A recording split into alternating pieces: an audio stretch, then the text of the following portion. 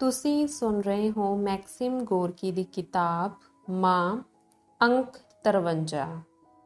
ਉਹਦਾ ਤੌਖਲਾ ਉਹਦੇ ਅੰਦਰ ਉੱਗ ਰਹੀ ਕਿਸੇ ਉੱਲੀ ਵਾਂਗ ਸੀ, ਜਿਹੜੀ ਉਹਦਾ ਗਲਾ ਘੁੱਟੀ ਜਾਂਦੀ। ਮੁਕੱਦਮੇ ਦੇ ਦਿਨ ਕਚਹਿਰੀ ਜਾਂਦਿਆਂ ਉਹਨੂੰ ਆਪਣਾ ਸਿਰ ਉੱਚਾ ਰੱਖਣ ਜਾਂ ਤਣ ਕੇ ਚੱਲਣ ਵਿੱਚ ਬਹੁਤ ਔਖ ਹੋ ਰਹੀ ਸੀ। ਕਾਰਖਾਨੇ ਦੀ ਬਸਤੀ ਤੋਂ ਜਾਣੂਆਂ ਨੇ ਉਹਦੇ ਨਾਲ ਦੁਆ ਸਲਾਮ ਕੀਤੀ। ਗਸੈਲੀ ਭੀੜ ਵਿੱਚੋਂ ਲੰਘਦੇ ਹੋਏ ਉਹਨੇ ਬਸ ਸਿਰ ਹੀ ਹਿਲਾਇਆ। ਲਾਂਘਿਆਂ ਅਤੇ ਅਦਾਲਤ ਦੇ ਕਮਰੇ ਵਿੱਚ ਉਹ ਉਹਨਾਂ ਦੇ ਰਿਸ਼ਤੇਦਾਰਾਂ ਨੂੰ ਮਿਲੀ, ਜਿਨ੍ਹਾਂ ਉੱਤੇ ਮੁਕੱਦਮਾ ਚੱਲ ਰਿਹਾ ਸੀ। ਉਹ ਵੀ ਨੀਵੀਂ ਆਵਾਜ਼ ਵਿੱਚ ਗੱਲ ਕਰਦੇ। ਉਹਨੇ ਮਹਿਸੂਸ ਕੀਤਾ ਕਿ ਲਫ਼ਜ਼ ਫਜ਼ੂਲ ਹਨ। ਉਹ ਉਹਨਾਂ ਨੂੰ ਸਮਝ ਨਹੀਂ ਸੀ ਸਕਦੀ। ਸਭੇ ਇੱਕੋ ਗਮ ਦਾ ਸ਼ਿਕਾਰ ਸਨ। ਮਾਂ ਨੇ ਇਹ ਗੱਲ ਵੇਖੀ ਅਤੇ ਇਹਨੇ ਉਹਨੂੰ ਵਧੇਰੇ ਦੁਖੀ ਕੀਤਾ। ਬਹਿ ਜਾ, ਸਿਜੋਵ ਨੇ ਬੈਂਚ ਤੇ ਥੋੜਾ ਸਰਕਦੇ ਹੋਏ ਕਿਹਾ।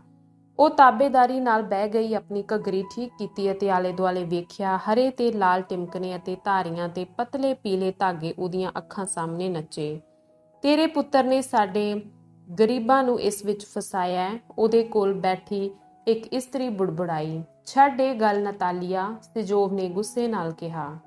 ਮਾਂ ਨੇ ਉਸ ਇਸਤਰੀ ਵੱਲ ਵੇਖਿਆ। ਉਹ ਸਮੋਇਲੋਵ ਦੀ ਮਾਂ ਸੀ ਅਤੇ ਉਹਦੇ ਨਾਲ ਉਹਦਾ ਘਰ ਵਾਲਾ ਬੈਠਾ ਸੀ, ਗੰਜਾ ਸੋਹਣਾ ਬੰਦਾ ਜਿਸ ਦਾ ਮੂੰਹ ਪਤਲਾ ਅਤੇ ਖਿਲਰੀ ਲਾਲ ਦਾੜੀ ਸੀ। ਉਹਨੇ ਆਪਣੀਆਂ ਅੱਖਾਂ ਸੰਗੋੜੀਆਂ ਤੇ ਤਾੜੀ ਲਾ ਕੇ ਸਾਹਮਣੇ ਵੇਖਦਾ ਰਿਹਾ ਅਤੇ ਉਹ ਜਿਸ ਖਿਚਾਅ ਹੇਠ ਸੀ ਉਹਦੇ ਕਾਰਨ ਉਹਦੀ ਦਾੜੀ ਕੰਬਦੀ ਰਹੀ। ਉੱਚੀਆਂ ਬਾਰੀਆਂ ਵਿੱਚੋਂ, ਜਿਹੜੀਆਂ ਬਾਹਰੋਂ ਬਰਫ਼ ਨਾਲ ਕੱਜੀਆਂ ਸਨ, ਮੱਧਮ ਜਿਹੀ ਲੌ ਅਦਾਲਤ ਦੇ ਕਮਰੇ ਵਿੱਚ ਆ ਰਹੀ ਸੀ। ਬਾਰੀਆਂ ਦੇ ਵਿਚਕਾਰ ਚਮਕਦੇ ਸੁਨਹਿਰੀ ਚੌਖਟੇ ਵਿੱਚ ਜੜੀ ਜਾਰ ਦੀ ਤਸਵੀਰ ਸੀ, ਜਿਸ ਦੀਆਂ ਬਾਹੀਆਂ ਭਾਰੇ ਕਿਰਮਚੀ ਪਰਦਿਆਂ ਨੇ ਕੱਜੀਆਂ ਹੋਈਆਂ ਸਨ। ਤਸਵੀਰ ਦੇ ਸਾਹਮਣੇ ਹਰੀ ਬਨਾਤ ਨਾਲ ਕੱਜਿਆ ਇੱਕ ਮੇਜ਼ ਸੀ, ਜਿਹੜਾ ਲਗਭਗ ਇੱਕ ਕੰਧ ਤੋਂ ਦੂਜੀ ਕੰਧ ਤੱਕ ਜਾਂਦਾ ਸੀ। ਸੱਜੀ ਕੰਧ ਨਾਲ ਸੀਖਾਂ ਦੇ ਪਿੱਛੇ ਲੱਕੜੀ ਦੇ 2 ਬੈਂਚ ਸਨ ਅਤੇ ਖੱਬੀ ਕੰਧ ਨਾਲ ਆਰਾਮ ਕੁਰਸੀਆਂ ਦੀਆਂ 2 ਕਤਾਰਾਂ ਸਨ, ਜਿਨ੍ਹਾਂ ਉੱਤੇ ਕਿਰਮਚੀ ਪੋਸ਼ਸ਼ ਕੀਤੀ ਹੋਈ ਸੀ। ਚੁੱਪ ਟਹਿਲੂਏ, ਜਿਨ੍ਹਾਂ ਹਰੇ ਕਾਲਰਾਂ ਅਤੇ ਸਾਹਮਣੇ ਪਾਸੇ ਸੁਨਹਿਰੀ ਬਟਨਾਂ ਵਾਲੀਆਂ ਵਰਦੀਆਂ ਪਹਿਨੀਆਂ ਹੋਈਆਂ ਸਨ, ਅੱਗੇ ਪਿੱਛੇ ਘੁੰਮਦੇ। ਕਮਰੇ ਦੀ ਭਾਰੀ ਹਵਾ ਘੁਸਰ-ਮੁਸਰ ਅਤੇ ਦਵਾਈ ਦੀ ਵਾਸ਼ਨਾ ਨਾਲ ਭਰੀ ਹੋਈ ਸੀ। ਇਹ ਸਭ ਕੁਝ ਰੰਗ ਤੇ ਚਮਕ, ਆਵਾਜ਼ਾਂ ਤੇ ਵਾਸ਼ਨਾਵਾਂ ਉਹਦੀਆਂ ਅੱਖਾਂ ਤੇ ਕੰਨਾਂ ਵਿੱਚ ਪੀੜ ਕਰਦੀਆਂ ਤੇ ਜਦੋਂ ਉਹ ਸਾਹ ਲੈਂਦੀ ਤਾਂ ਉਹਦੇ ਸਰੀਰ ਵਿੱਚ ਵੜ ਜਾਂਦੀਆਂ, ਉਹਨੂੰ ਇੱਕ ਖਾਲੀ ਦਰਦੀਲੇ ਤੌਖਲੇ ਨਾਲ ਭਰ ਦਿੰਦੀਆਂ। ਅਚਾਨਕ ਕੋਈ ਉੱਚੀ ਆਵਾਜ਼ ਵਿੱਚ ਬੋਲਿਆ। ਮਾਂ ਤਰਬਕ ਪਈ ਅਤੇ ਜਦੋਂ ਬਾਕੀ ਸਾਰੇ ਖੜੇ ਹੋਏ ਤਾਂ ਉਹ ਵੀ ਸਿਜੋਵ ਦਾ ਹੱਥ ਫੜ ਕੇ ਉੱਠ ਖੜੀ ਹੋਈ। ਖੱਬੇ ਹੱਥ ਇੱਕ ਉੱਚਾ ਦਰਵਾਜ਼ਾ ਖੁੱਲਿਆ ਤੇ ਐਨਕ ਲਾਈ ਇੱਕ ਬੁੱਢਾ ਬੰਦਾ ਲੜਖੜਾਉਂਦਾ ਹੋਇਆ ਅੰਦਰ ਆਇਆ। ਉਹਦੇ ਭੂਰੇ ਜਬਾੜਿਆਂ ਉੱਤੇ ਪਤਲੇ ਚਿੱਟੇ ਗਲ ਮੁੱਛੇ ਹਿੱਲ ਰਹੇ ਸਨ। ਉਹਦਾ ਸਫਾ ਚੱਟ ਉੱਪਰਲਾ ਬੁੱਲ ਬੂਟ ਨਾਲ ਚੁੰਘ ਕੇ ਪਿੱਚਿਆ ਹੋਇਆ ਸੀ ਅਤੇ ਉਹਦੀ ਠੋਡੀ ਤੇ ਜਬਾੜੇ ਉਹਦੀ ਵਰਦੀ ਦੇ ਉੱਚੇ ਕਾਲਰ ਉੱਤੇ ਟਿਕੇ ਹੋਏ ਸਨ, ਜਿਸ ਤੋਂ ਇਹ ਪ੍ਰਭਾਵ ਪੈਂਦਾ ਕਿ ਉਹਦੀ ਗਰਦਨ ਹੈ ਹੀ ਨਹੀਂ। ਉਹਨੂੰ ਇੱਕ ਲੰਮੇ ਜਵਾਨ ਨੇ ਸਹਾਰਾ ਦਿੱਤਾ ਹੋਇਆ ਸੀ, ਜਿਸ ਦੇ ਗੋਲ ਮੂੰਹ ਦਾ ਰੰਗ ਸੁਰਖ ਚੀਨੀ ਜਿਹਾ ਸੀ। ਉਹਨਾਂ ਪਿੱਛੇ 3 ਲੋਕ ਆਏ, ਜਿਨ੍ਹਾਂ ਸੁਨਹਿਰੀ ਫੀਤੇ ਦੀਆਂ ਕੋਰ ਵਾਲੀਆਂ ਵਰਦੀਆਂ ਪਹਿਨੀਆਂ ਹੋਈਆਂ ਸਨ ਅਤੇ 3 ਆਮ ਸ਼ਹਿਰੀ ਕੱਪੜਿਆਂ ਵਿੱਚ। ਉਹਨਾਂ ਮੇਜ਼ ਦੇ ਕੋਲ ਬਹਿਣ ਵਿੱਚ ਬਹੁਤ ਦੇਰ ਲਾ ਦਿੱਤੀ, ਪਰ ਜਦੋਂ ਇਹ ਕੰਮ ਹੋ ਗਿਆ ਤਾਂ ਇੱਕ ਬੇਹਿੱਸ ਸਫਾ ਚੱਟ ਮੂੰਹ ਵਾਲਾ ਬੰਦਾ, ਜਿਸ ਦੀ ਵਰਦੀ ਦੇ ਬਟਨ ਖੁੱਲੇ ਸਨ, ਉੜਿਆ ਅਤੇ ਬੁੱਢੇ ਨਾਲ ਘੁਸਰ-ਮੁਸਰ ਕਰਦੇ ਹੋਏ ਆਪਣੇ ਮੋਟੇ ਹੋਠ ਭਾਰੇ ਜਿਹੇ ਹਿਲਾਉਣ ਲੱਗ ਪਿਆ। ਉਹਦੀ ਗੱਲ ਸੁਣਦਾ ਹੋਇਆ ਬੁੱਢਾ ਅਜੀਬ ਢੰਗ ਨਾਲ ਆਕੜਿਆ ਤੇ ਸਿੱਧਾ ਬੈਠਾ ਸੀ। ਐਨਕ ਦੇ ਪਿੱਛੇ ਮਾਂ ਨੂੰ 2 ਬੇਰੰਗ ਨਿੱਕੇ ਟਿਮਕਣੇ ਦਿਸਦੇ। ਮੇਜ਼ ਦੇ ਇੱਕ ਪਾਸੇ ਉੱਤੇ ਲਿਖਣ ਵਾਲੀ ਮੇਜ਼ ਕੋਲ ਇੱਕ ਲੰਬਾ, ਕੁਝ ਗੰਜਾ ਸਾਊ ਬੰਦਾ ਖੜਾ ਸੀ, ਜਿਹੜਾ ਦਸਤਾਵੇਜ਼ਾਂ ਦੀ ਫੋਲਾ-ਫਾਲੀ ਕਰਦਾ ਹੋਇਆ ਖੰਗੂਰੇ ਮਾਰੀ ਜਾਂਦਾ। ਬੁੱਢਾ ਅੱਗੇ ਵੱਲ ਝੁਕਿਆ ਤੇ ਬੋਲਣਾ ਸ਼ੁਰੂ ਕੀਤਾ। ਉਹਦੀਆਂ ਗੱਲਾਂ ਦੇ ਪਹਿਲੇ ਸ਼ਬਦ ਸਾਫ਼ ਉਚਾਰੇ ਜਾਂਦੇ, ਪਰ ਬਾਕੀ ਉਹਦੇ ਪਤਲੇ ਅਤੇ ਭੂਰੇ ਹੋਠਾਂ ਦੇ ਨਾਲ-ਨਾਲ ਰਿੜ ਜਾਂਦੇ। ਮੈਂ ਐਲਾਨ ਕਰਦਾ ਹਾਂ, ਉਹਨਾਂ ਨੂੰ ਲਿਆਓ। ਵੇਖ, ਸਿਜੋਵ ਨੇ ਮਾਂ ਨੂੰ ਹੁੱਜ ਮਾਰਦੇ ਹੋਏ ਹੌਲੀ ਜਿਹੀ ਕਿਹਾ ਅਤੇ ਖੜਾ ਹੋ ਗਿਆ। ਸੀਖਾਂ ਪਿੱਛੋਂ ਦਰਵਾਜ਼ਾ ਖੁੱਲ੍ਹਾ। ਇੱਕ ਫੌਜੀ, ਜਿਸ ਦੇ ਮੋਢੇ ਉੱਤੇ ਨੰਗੀ ਤਲਵਾਰ ਸੀ, ਅੰਦਰ ਆਇਆ। ਉਹਦੇ ਪਿੱਛੇ ਪਾਵੇਲ, ਆਂਦਰੇਈ, ਫਿਓਦੋਰ, ਮਾਜ਼ੀਨ, 2 ਗੁਸੇਵ ਭਰਾ, ਸਮੋਇਲੋਵ, ਬੂਕਿਨ, ਸਮੋਵ ਅਤੇ 5 ਹੋਰ ਜਵਾਨ ਆਏ, ਜਿਨ੍ਹਾਂ ਦੇ ਨਾਂ ਮਾਂ ਨਹੀਂ ਸੀ ਜਾਣਦੀ। ਪਾਵੇਲ ਉਹਨੂੰ ਵੇਖ ਕੇ ਮੁਸਕਰਾਇਆ ਤੇ ਆਂਦਰੇਈ ਖੁੱਲ੍ਹ ਕੇ ਮੁਸਕਰਾਇਆ ਤੇ ਸਿਰ ਹਿਲਾਇਆ। ਪਤਾ ਨਹੀਂ ਕਿਉਂ ਉਹਨਾਂ ਦੀਆਂ ਮੁਸਕਾਨਾਂ, ਉਹਨਾਂ ਦੇ ਸ਼ੋਲੇ ਮੂੰਹਾਂ ਅਤੇ ਹਰਕਤਾਂ ਨੇ ਅਦਾਲਤ ਦੇ ਕਮਰੇ ਵਿੱਚ ਖਿੱਚੇ ਅਤੇ ਨਕਲੀ ਵਾਯੂਮੰਡਲ ਨੂੰ ਹੌਲਾ ਕਰ ਦਿੱਤਾ। ਸੁਨਹਿਰੀ ਫੀਤੇ ਦੀ ਚਮਕ ਮੱਧਮ ਪੈ ਗਈ। ਮਾਂ ਦੀ ਹਿੰਮਤ ਉਸ ਭਰੋਸੇ ਅਤੇ ਬਲ ਕਾਰਨ ਸੁਰਜੀਤ ਹੋ ਗਈ, ਜਿਹੜੀ ਕੈਦੀ ਆਪਣੇ ਨਾਲ ਲਿਆਏ ਸਨ। ਪਿਛਲੇ ਬੈਂਚਾਂ ਤੋਂ ਪਿੰਕਾਰ ਜਿਹੀ ਉੱਠੀ, ਜਿੱਥੇ ਹੁਣ ਤੱਕ ਲੋਕ ਨੀਵੀਂ ਪਾਈ ਉਡੀਕ ਰਹੇ ਸਨ। ਉਹ ਡਰਦੇ ਨਹੀਂ। ਸਿਜੋਵ ਨੇ ਬੁੜਬੁੜ ਕੀਤੀ। ਉਧਰ ਸਮੋਇਲੋਵ ਦੀ ਮਾਂ ਹੌਲੀ ਹੌਲੀ ਬੁਸ-ਬੁਸ ਕਰਨ ਲੱਗ ਪਈ। ਖਾਮੋਸ਼, ਕਰੜਾ ਹੁਕਮ ਆਇਆ। ਮੈਂ ਤੁਹਾਨੂੰ ਤਾੜਨਾ ਕਰਦਾ ਹਾਂ, ਬੁੱਢਾ ਕੂਕਿਆ। ਪਾਵੇਲ ਅਤੇ ਆਂਦਰੇਈ ਪਹਿਲੇ ਬੈਂਚ ਉੱਤੇ ਇੱਕ ਦੂਜੇ ਦੇ ਨਾਲ ਬੈਠੇ ਸਨ। ਮਾਜ਼ੀਨ, ਸਮੋਇਲੋਵ ਅਤੇ ਦੋਵੇਂ ਗੁਸੇਵ ਉਹਨਾਂ ਦੇ ਨਾਲ ਸਨ। ਆਂਦਰੇਈ ਨੇ ਆਪਣੀ ਦਾੜੀ ਮੁੰਨੀ ਹੋਈ ਸੀ, ਪਰ ਮੁੱਛਾਂ ਵਧਾ ਲਈਆਂ ਸਨ। ਉਹ ਲਮਕੀਆਂ ਹੋਈਆਂ ਸਨ ਅਤੇ ਉਹਦੇ ਮੂੰਹ ਨੂੰ ਕਿਸੇ ਬਿੱਲੀ ਦੇ ਮੂੰਹ ਜਿਹਾ ਬਣਾ ਰਹੀਆਂ ਸਨ। ਉਹਦੀ ਦਿੱਖ ਵਿੱਚ ਕੁਝ ਨਵਾਂ ਸੀ। ਉਹਦੇ ਮੂੰਹ ਦੁਆਲੇ ਕੁਝ ਤਿੱਖਾ ਅਤੇ ਕਾਟਵਾਂ ਸੀ। ਉਹਦੀਆਂ ਅੱਖਾਂ ਵਿੱਚ ਕੁਝ ਹਨੇਰਾ ਜਿਹਾ ਸੀ। ਮਾਜ਼ੀਨ ਦੇ ਉੱਪਰਲੇ ਬੁੱਲ੍ਹ ਉੱਤੇ ਦੋ ਕਾਲੀਆਂ ਲਕੀਰਾਂ ਆ ਗਈਆਂ ਸਨ ਅਤੇ ਉਹਦਾ ਮੂੰਹ ਕੁਝ ਗੋਲ ਹੋ ਗਿਆ ਸੀ। ਸਮੋਇਲੋਵ ਹਮੇਸ਼ਾ ਵਾਂਗ ਘੁੰਘਰਾਲੇ ਵਾਲਾਂ ਵਾਲਾ ਸੀ ਅਤੇ ਇਵਾਨ ਗੁਸੇਵ ਹਮੇਸ਼ਾ ਵਾਂਗ ਖੁੱਲ੍ਹ ਕੇ ਮੁਸਕਰਾਉਂਦਾ। ਆਹਾ, ਫਿਦੋਰ, ਫਿਦੋਰ, ਸਿਜੋਵ ਨੇ ਸਿਰ ਨੀਵਾਂ ਕਰਕੇ ਹੌਂਕਾ ਭਰਿਆ। ਮਾਂ ਨੇ ਉਹ ਸੁਣਾਈ ਨਾ ਦਿੰਦੇ ਸਵਾਲ ਸੁਣੇ ਜਿਹੜੇ ਬੁੱਢਾ ਉਹਨਾਂ ਵੱਲ ਵੇਖੇ ਬਿਨਾਂ ਕੈਦੀਆਂ ਤੋਂ ਪੁੱਛ ਰਿਹਾ ਸੀ। ਉਹਦਾ ਸਿਰ ਐਲ ਆਪਣੇ ਕਾਲਰ ਉੱਤੇ ਟਿਕਿਆ ਹੋਇਆ ਸੀ। ਉਹਨੇ ਆਪਣੇ ਪੁੱਤਰ ਦੇ ਸ਼ਾਂਤ ਸੰਖੇਪ ਜਵਾਬ ਸੁਣੇ ਅਤੇ ਉਹਨੂੰ ਜਾਪਿਆ ਕਿ ਵੱਡਾ ਜੱਜ ਅਤੇ ਉਹਦੇ ਮਾਤਹਿਤ ਉਹਦੇ ਉੱਤੇ ਜ਼ੁਲਮ ਨਹੀਂ ਕਰ ਸਕਦੇ। ਜਦੋਂ ਉਹ ਮੁਕੱਦਮੇ ਦੇ ਨਤੀਜੇ ਦਾ ਅੰਦਾਜ਼ਾ ਲਾਉਣ ਦਾ ਯਤਨ ਕਰਦੀ ਲੰਬੀ ਮੇਜ਼ ਕੋਲ ਬੈਠੇ ਲੋਕਾਂ ਦੇ ਮੂੰਹ ਵੇਖ ਰਹੀ ਸੀ ਤਾਂ ਉਹਨੂੰ ਆਪਣੇ ਦਿਲ ਵਿੱਚ ਵੱਧ ਰਹੀ ਆਸ ਦਾ ਅਨੁਭਵ ਹੋਇਆ। ਚੀਨੀ ਦੇ ਬਣੇ ਅਫਸਰ ਨੇ ਅਪੂਹ ਆਵਾਜ਼ ਵਿੱਚ ਇੱਕ ਦਸਤਾਵੇਜ਼ ਪੜ੍ਹੀ। ਇੰਨੀ ਅਕਾਵੀ ਕਿ ਸਰੋਤੇ ਇਉਂ ਬੈਠੇ ਰਹੇ ਜਿਵੇਂ ਮਦਹੋਸ਼ ਹੋ ਗਏ ਹੋਣ। ਚਾਰ ਵਕੀਲ ਮੁਲਜ਼ਮਾਂ ਨਾਲ ਗਰਮ-ਗਰਮ ਪਰ ਨੀਵੀਂ ਆਵਾਜ਼ ਵਿੱਚ ਗੱਲਬਾਤ ਕਰਦੇ ਰਹੇ। ਉਹਨਾਂ ਦੀਆਂ ਹਰਕਤਾਂ ਤੇਜ਼ ਤੇ ਤਕੜੀਆਂ ਸਨ ਅਤੇ ਉਹ ਮਾਂ ਨੂੰ ਵੱਡੇ ਕਾਲੇ ਪੰਛੀਆਂ ਦੀ ਯਾਦ ਦਿਵਾਉਂਦੇ। ਬੁੱਢੇ ਦੇ ਇੱਕ ਪਾਸੇ ਵਾਲੀ ਆਰਾਮ ਕੁਰਸੀ ਵਿੱਚੋਂ ਜੱਜ ਦਾ ਮੋਟਾਪਾ ਡੁੱਲ-ਡੁੱਲ ਪੈਂਦਾ, ਜਿਸ ਦੀਆਂ ਨਿੱਕੀਆਂ-ਨਿੱਕੀਆਂ ਅੱਖਾਂ ਚਰਬੀ ਵਿੱਚ ਡੁੱਬੀਆਂ ਹੋਈਆਂ ਸਨ। ਬੁੱਢੇ ਦੇ ਦੂਜੇ ਪਾਸੇ ਬੈਠਾ ਸੀ ਇੱਕ ਗੋਲ ਮੋਢਿਆਂ ਵਾਲਾ ਜੱਜ, ਜਿਸ ਦੀਆਂ ਮੁੱਛਾਂ ਲਾਲ ਭਾ ਮਾਰਦੀਆਂ ਸਨ ਅਤੇ ਜਿਸ ਦਾ ਮੂੰਹ ਭੂਸਲਾ ਸੀ। ਉਹਨੇ ਆਪਣਾ ਥੱਕਿਆ ਸਿਰ ਕੁਰਸੀ ਦੀ ਪਿੱਠ ਨਾਲ ਟਿਕਾਇਆ ਹੋਇਆ ਸੀ ਅਤੇ ਆਪਣੀਆਂ ਅੱਖਾਂ ਅੱਧੀਆਂ ਬੰਦ ਕਰਕੇ ਆਪਣੇ ਖਿਆਲਾਂ ਨੂੰ ਖੁੱਲ੍ਹੀ ਛੁੱਟੀ ਦੇ ਦਿੱਤੀ ਸੀ। ਸਰਕਾਰੀ ਵਕੀਲ ਦਾ ਮੂੰਹ ਵੀ ਥੱਕਿਆ ਤੇ ਅੱਕਿਆ ਜਾਪਦਾ ਸੀ। ਜੱਜਾਂ ਦੇ ਪਿੱਛੇ ਮੇਅਰ ਬੈਠਾ ਸੀ, ਠੁੱਲਾ ਪ੍ਰਭਾਵੀ ਬੰਦਾ ਜਿਹੜਾ ਸੋਚਦਾ ਹੋਇਆ ਆਪਣੀ ਗੱਲ ਪਲੋਸਦਾ ਰਹਿੰਦਾ। ਰਾਠਾਂ ਦਾ ਮੁਖੀ, ਧੌਲ ਸਿਰਾ ਤੇ ਲਾਲ ਗੱਲਾਂ ਵਾਲਾ, ਜਿਸ ਦੀ ਲੰਬੀ ਦਾੜੀ ਅਤੇ ਵੱਡੀਆਂ ਮੁਲੱਗ ਅੱਖਾਂ ਸਨ। ਵੋਲੋਸਤ ਦਾ ਮੁਖੀ, ਜਿਸ ਦੀ ਮੋਟੀ ਗੋਗੜ ਨੇ ਉਹਨੂੰ ਸੰਗ ਆਉਂਦੀ ਜਾਪਦੀ, ਕਿਉਂਕਿ ਉਹ ਆਪਣੇ ਕੋਟ ਦੇ ਲੰਮੇ ਪਿਛਲੇ ਹਿੱਸੇ ਨਾਲ ਇਹਨੂੰ ਘੜੀ ਮੁੜੀ ਕੱਜਦਾ, ਪਰ ਉਹ ਤਿਲਕ ਜਾਂਦਾ। ਇੱਥੇ ਨਾ ਮੁਜਰਮ ਹਨ ਅਤੇ ਨਾ ਜੱਜ, ਪਾਵੇਲ ਦੀ ਦ੍ਰਿੜ ਆਵਾਜ਼ ਆਈ। ਇੱਥੇ ਬਸ ਕੈਦੀ ਹਨ ਅਤੇ ਉਹ ਲੋਕ ਜਿਨ੍ਹਾਂ ਉਹਨਾਂ ਨੂੰ ਕੈਦੀ ਬਣਾਇਆ ਹੈ। ਚੁੱਪ ਛਾ ਗਈ। ਕੁਝ ਸਕਿੰਟਾਂ ਲਈ ਮਾਂ ਨੂੰ ਕਲਮ ਦੀ ਤਿੱਖੀ ਖੁਰਖੁਰ ਅਤੇ ਉਹਦੇ ਆਪਣੇ ਦਿਲ ਦੀ ਧੜਕਣ ਤੋਂ ਬਿਨਾਂ ਕੁਝ ਸੁਣਾਈ ਨਾ ਦਿੱਤਾ। ਜਾਪਦਾ ਸੀ ਵੱਡਾ ਜੱਜ ਵੀ ਸੁਣ ਰਿਹਾ ਸੀ ਅਤੇ ਉਡੀਕ ਕਰ ਰਿਹਾ ਸੀ ਕਿ ਹੁਣ ਕੀ ਵਾਪਰਦਾ। ਉਹਦੇ ਮਾਤਹਿਤਾਂ ਨੇ ਹਿਲਜੁਲ ਕੀਤੀ। ਅਖੀਰ ਉਹਨੇ ਕਿਹਾ, ਆਂਦਰੇਈ ਨਾਦੋਖਾ, ਤੂੰ ਜੁਰਮ ਦਾ ਇਕਬਾਲ ਕਰਦਾ ਹੈ। ਆਂਦਰੇਈ ਹੌਲੀ-ਹੌਲੀ ਉੱਠਿਆ, ਮੋਢੇ ਸਿੱਧੇ ਕੀਤੇ, ਆਪਣੀਆਂ ਮੁੱਛਾਂ ਖਿੱਚੀਆਂ ਅਤੇ ਘੂਰੀ ਵੱਟੇ ਪਰਵੱਟਿਆਂ ਹੇਠੋਂ ਬੁੱਢੇ ਵੱਲ ਵੇਖਿਆ। ਮੈਂ ਕਿਵੇਂ ਇਕਬਾਲ ਕਰ ਸਕਦਾ? ਉਹਨੇ ਮੋਢੇ ਸੁੰਗੇੜ ਕੇ ਆਪਣੀ ਮੱਧਮ ਸੁਰੀਲੀ ਆਵਾਜ਼ ਵਿੱਚ ਕਿਹਾ। ਮੈਂ ਕਿਸੇ ਨੂੰ ਕਤਲ ਨਹੀਂ ਕੀਤਾ, ਨਾ ਹੀ ਕੋਈ ਚੋਰੀ ਕੀਤਾ। ਮੈਂ ਤਾਂ ਬਸ ਜ਼ਿੰਦਗੀ ਦੇ ਉਸ ਢੰਗ ਦੇ ਖਿਲਾਫ ਹਾਂ ਜਿਹੜਾ ਲੋਕਾਂ ਨੂੰ ਇੱਕ ਦੂਜੇ ਨੂੰ ਲੁੱਟਣ ਅਤੇ ਕਤਲ ਕਰਨ ਤੇ ਮਜਬੂਰ ਕਰਦਾ ਹੈ। ਆਪਣਾ ਜਵਾਬ ਘੱਟ ਲਫ਼ਜ਼ਾਂ ਵਿੱਚ ਦੇ ਬੁੱਢੇ ਨੇ ਯਤਨ ਕਰਕੇ ਪਰ ਸਾਫ਼-ਸਾਫ਼ ਕਿਹਾ। ਪਿਛਲੇ ਬੈਂਚਾਂ ਤੇ ਬੁੜਬੁੜ ਹੋਈ। ਲੋਕਾਂ ਘੁਸਰ-ਮੁਸਰ ਕਰਨੀ ਅਤੇ ਹਿਲਣਾ ਜੁਲਣਾ ਸ਼ੁਰੂ ਕਰ ਦਿੱਤਾ, ਜਿਵੇਂ ਆਪਣੇ ਆਪ ਨੂੰ ਖੁੰਡੇ ਲਫ਼ਜ਼ਾਂ ਦੇ ਉਸ ਜਾਲ ਤੋਂ ਆਜ਼ਾਦ ਕਰਵਾ ਰਹੇ ਹੋਣ ਜਿਹੜਾ ਚੀਨੀ ਦੇ ਬੰਦੇ ਨੇ ਉਹਨਾਂ ਦੁਆਲੇ ਤਣਿਆ ਸੀ। ਸੁਣਿਆ ਹੀ ਉਹ ਕੀ ਕਹਿ ਰਹੇ? ਸਿਜੋਵ ਨੇ ਹੌਲੀ ਜਿਹੀ ਕਿਹਾ। ਫਿਓਦੋਰ ਮਾਜੀਨ, ਜਵਾਬ ਦੇ। ਨਹੀਂ, ਮੈਂ ਜਵਾਬ ਨਹੀਂ ਦਿਆਂਗਾ, ਫਿਓਦੋਰ ਨੇ ਉਛਲ ਕੇ ਖੜੇ ਹੁੰਦੇ ਹੋਏ ਕਿਹਾ। ਉਹਦਾ ਮੂੰਹ ਭਖਿਆ ਹੋਇਆ ਸੀ, ਉਹਦੀਆਂ ਅੱਖਾਂ ਚਮਕ ਰਹੀਆਂ ਸਨ ਅਤੇ ਪਤਾ ਨਹੀਂ ਕਿਉਂ ਉਹਨੇ ਆਪਣੇ ਹੱਥ ਆਪਣੇ ਪਿੱਛੇ ਕੀਤੇ ਹੋਏ ਸਨ। ਸਿਜੋਵ ਨੇ ਹੌਲੀ ਜਿਹੇ ਹੌਂਕਾ ਲਿਆ ਤੇ ਮਾਂ ਨੇ ਹੈਰਾਨੀ ਨਾਲ ਅੱਖਾਂ ਫੈਲਾ ਲਈਆਂ। ਮੈਂ ਆਪਣੀ ਸਫਾਈ ਪੇਸ਼ ਕਰਨ ਲਈ ਵਕੀਲ ਕਰਨੋਂ ਇਨਕਾਰ ਕਰ ਦਿੱਤਾ ਤੇ ਮੈਂ ਕਹਿਣੋਂ ਵੀ ਇਨਕਾਰੀ ਹਾਂ। ਮੈਂ ਇਸ ਮੁਕੱਦਮੇ ਨੂੰ ਗੈਰ ਕਾਨੂੰਨੀ ਸਮਝਦਾ। ਤੁਸੀਂ ਕੌਣ ਹੋ? ਕੀ ਲੋਕਾਂ ਨੇ ਤੁਹਾਨੂੰ ਮੇਰੇ ਨਾਲ ਇਨਸਾਫ ਕਰਨ ਦਾ ਹੱਕ ਦਿੱਤਾ ਹੈ? ਨਹੀਂ, ਉਹਨਾਂ ਨਹੀਂ ਦਿੱਤਾ। ਮੈਂ ਤੁਹਾਡਾ ਅਧਿਕਾਰ ਪ੍ਰਵਾਨ ਕਰਨੋਂ ਇਨਕਾਰੀ ਹਾਂ। ਉਹ ਬਹਿ ਗਿਆ ਤੇ ਆਪਣਾ ਭਖਿਆ ਮੂੰਹ ਆਂਦਰੇਈ ਦੇ ਮੋਢੇ ਪਿੱਛੇ ਕਰ ਲਿਆ। ਮੋਟੇ ਜੱਜ ਨੇ ਵੱਡੇ ਜੱਜ ਨੂੰ ਸਿਰ ਨਾਲ ਇਸ਼ਾਰਾ ਕੀਤਾ ਤੇ ਉਹਦੇ ਕੰਨ ਵਿੱਚ ਕੁਝ ਕਿਹਾ। ਭੂਸਲੇ ਜੱਜ ਨੇ ਆਪਣੀਆਂ ਅੱਖਾਂ ਖੋਲ੍ਹੀਆਂ, ਕਾਣੀ ਅੱਖ ਨਾਲ ਕੈਦੀਆਂ ਵੱਲ ਵੇਖਿਆ ਅਤੇ ਆਪਣੇ ਸਾਹਮਣੇ ਪਏ ਕਾਗਜ਼ ਉੱਤੇ ਪੈਨਸਲ ਨਾਲ ਕੁਝ ਲਿਖਿਆ।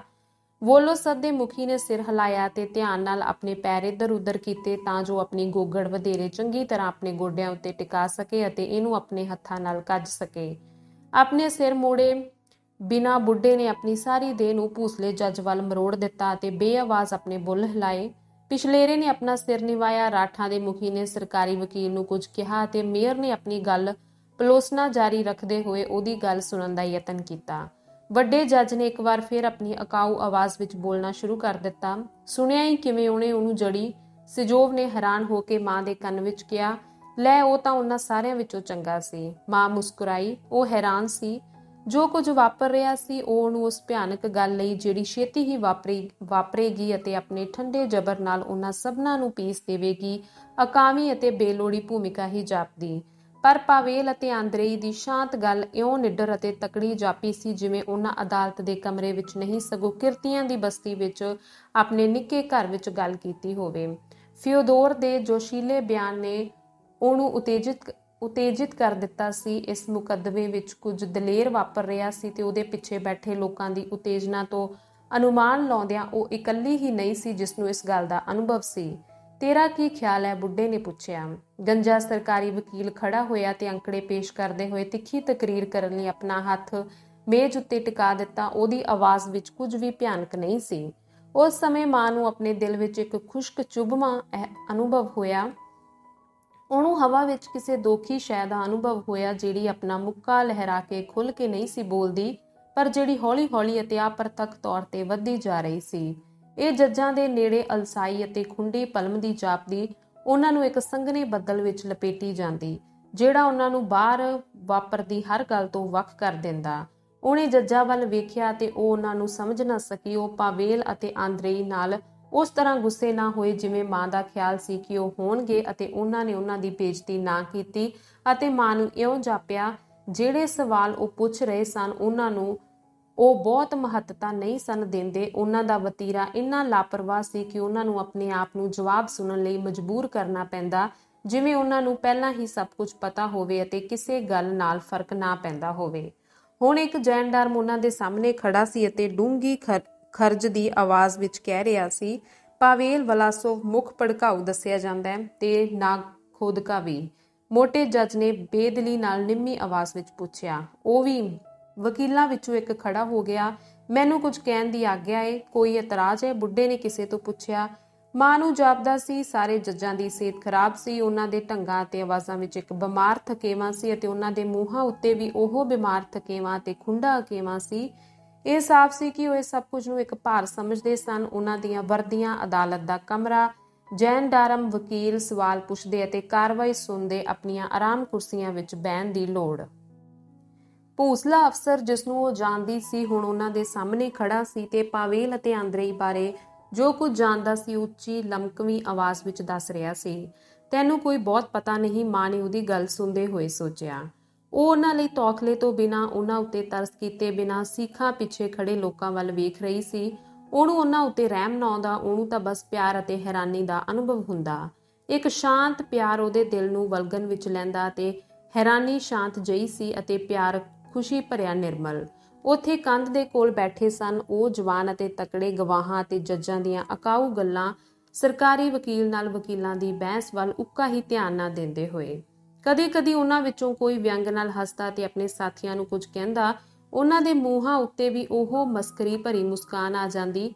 ਪਾਵੇਲ ਅਤੇ ਆਂਦਰੇਈ ਲਗਭਗ ਲਗਾਤਾਰ ਸਫਾਈ ਦੇ ਉਸ ਵਕੀਲ ਨਾਲ ਘੁਸਰ-ਮੁਸਰ ਕਰੀ ਜਾਂਦੇ ਜਿਸਨੂੰ ਮਾਂ ਨੇ ਪਿਛਲੇ ਰਾਤੀ ਨਿਕੋਲੋਈ ਦੇ ਘਰ ਵੇਖਿਆ ਸੀ। ਮਾਜ਼ੀਨ ਜਿਹੜਾ ਹੋਰਨਾਂ ਨਾਲੋਂ ਵਧੇਰੇ ਨਿਚਲਾ ਅਤੇ ਉਤੇਜਿਤ ਸੀ ਉਹਨਾਂ ਦੀ ਗੱਲਬਾਤ ਸੁਣਦਾ। ਕਦੀ-ਕਦੀ ਸਮੋਇਲੋਵ ਇਵਾਨ ਗੁਸੇਵ ਨੂੰ ਕੁਝ ਕਹਿੰਦਾ ਅਤੇ ਇਵਾਨ ਉਹਨੂੰ ਹੁੱਜ ਮਾਰਦਾ ਤੇ ਨਾ ਹੱਸਣ ਦਾ ਇੰਨਾ ਜ਼ੋਰਦਾਰ ਯਤਨ ਕਰਦਾ ਕਿ ਉਹਦਾ ਮੂੰਹ ਲਾਲ ਹੋ ਜਾਂਦਾ, ਉਹਦੀਆਂ ਗੱਲਾਂ ਫੁੱਲ ਜਾਂਦੀਆਂ ਤੇ ਉਹਨੂੰ ਨੀਵੀਂ ਪਾ ਲੈਣੀ ਪੈਂਦੀ। 2 ਵਾਰ ਉਹ ਲਗਭਗ ਫੁੱਟ ਪਿਆ ਅਤੇ ਫਿਰ ਉਹ ਕੁਝ ਚਿਰ ਮੋਢੇ ਮਚਕੋੜੀ ਬੈਠਾ ਰਿਹਾ ਆਪਣੇ ਆਪ ਉੱਤੇ ਕਾਬੂ ਪਾਉਣ ਦਾ ਯਤਨ ਕਰਦਾ ਹੋਇਆ। ਕੈਦੀ ਜਵਾਨ ਸਨ ਅਤੇ ਉਹਨਾਂ ਦੀ ਜਵਾਨੀ ਇਸ ਲੁਸ਼-ਲੁਸ਼ ਕਰਦੇ ਜੋਸ਼ ਉੱਤੇ ਕਾਬੂ ਪਾਉਣ ਦੇ ਹਰ ਯਤਨ ਤੋਂ ਬਾਹਰੀ ਸੀ। ਸਿਜੋਵ ਨੇ ਹੌਲੀ ਜਿਹੇ ਉਹਦੀ ਅਰਕ ਛੂਹੀ। ਮਾਂ ਮੁੜੀ ਅਤੇ ਵੇਖਿਆ ਕਿ ਉਹ ਖੁਸ਼ ਸੀ ਪਰ ਕੁਝ ਫਿਕਰਮੰਦ। ਜਰਾ ਵੇਖ ਇਹ ਗੱਭਰੂ ਕਿੰਨੇ ਦਲੇਰ ਨੇ, ਉਹਨੇ ਹੌਲੀ ਜਿਹੇ ਕਿਹਾ ਜਿਵੇਂ ਲਾਟ ਹੋਣ। ਅਦਾਲਤ ਦੇ ਕਮਰੇ ਵਿੱਚ ਗਵਾਹ ਕਾਲੀ-ਕਾਲੀ ਅਤੇ ਬੇਰੰਗ ਢੰਗ ਨਾਲ ਬੋਲੀ ਗਏ। ਜੱਜ ਅਣਮਨਵੇਂ ਅਤੇ ਰੁਚੀ ਤੋਂ ਬਿਨਾਂ ਸਨ। ਮੋਟੇ ਜੱਜ ਨੇ ਉਬਾਸੀ ਲਈ ਆਪਣਾ ਮੂੰਹ ਆਪਣੇ ਫੁੱਲੇ ਹੱਥ ਨਾਲ ਕੱਜ ਲਿਆ। ਲਾਲ ਮੁੱਛਾਂ ਵਾਲਾ ਪਹਿਲਾਂ ਕਿਸੇ ਸਮੇਂ ਨਾਲੋਂ ਵਧੇਰੇ ਭੂਸਲਾ ਸੀ ਅਤੇ ਘੜੀ ਮੁੜੀ ਉਹ ਆਪਣੀ ਪੁੜਪੜੀ ਇੱਕ ਉਂਗਲ ਨਾਲ ਦਬਾਉਂਦਾ ਅਤੇ ਔਖਾ ਹੋ ਕੇ ਨਾ ਵੇਖਦੀਆਂ ਅੱਖਾਂ ਨਾਲ ਛੱਤ ਵੱਲ ਤੱਕਦਾ।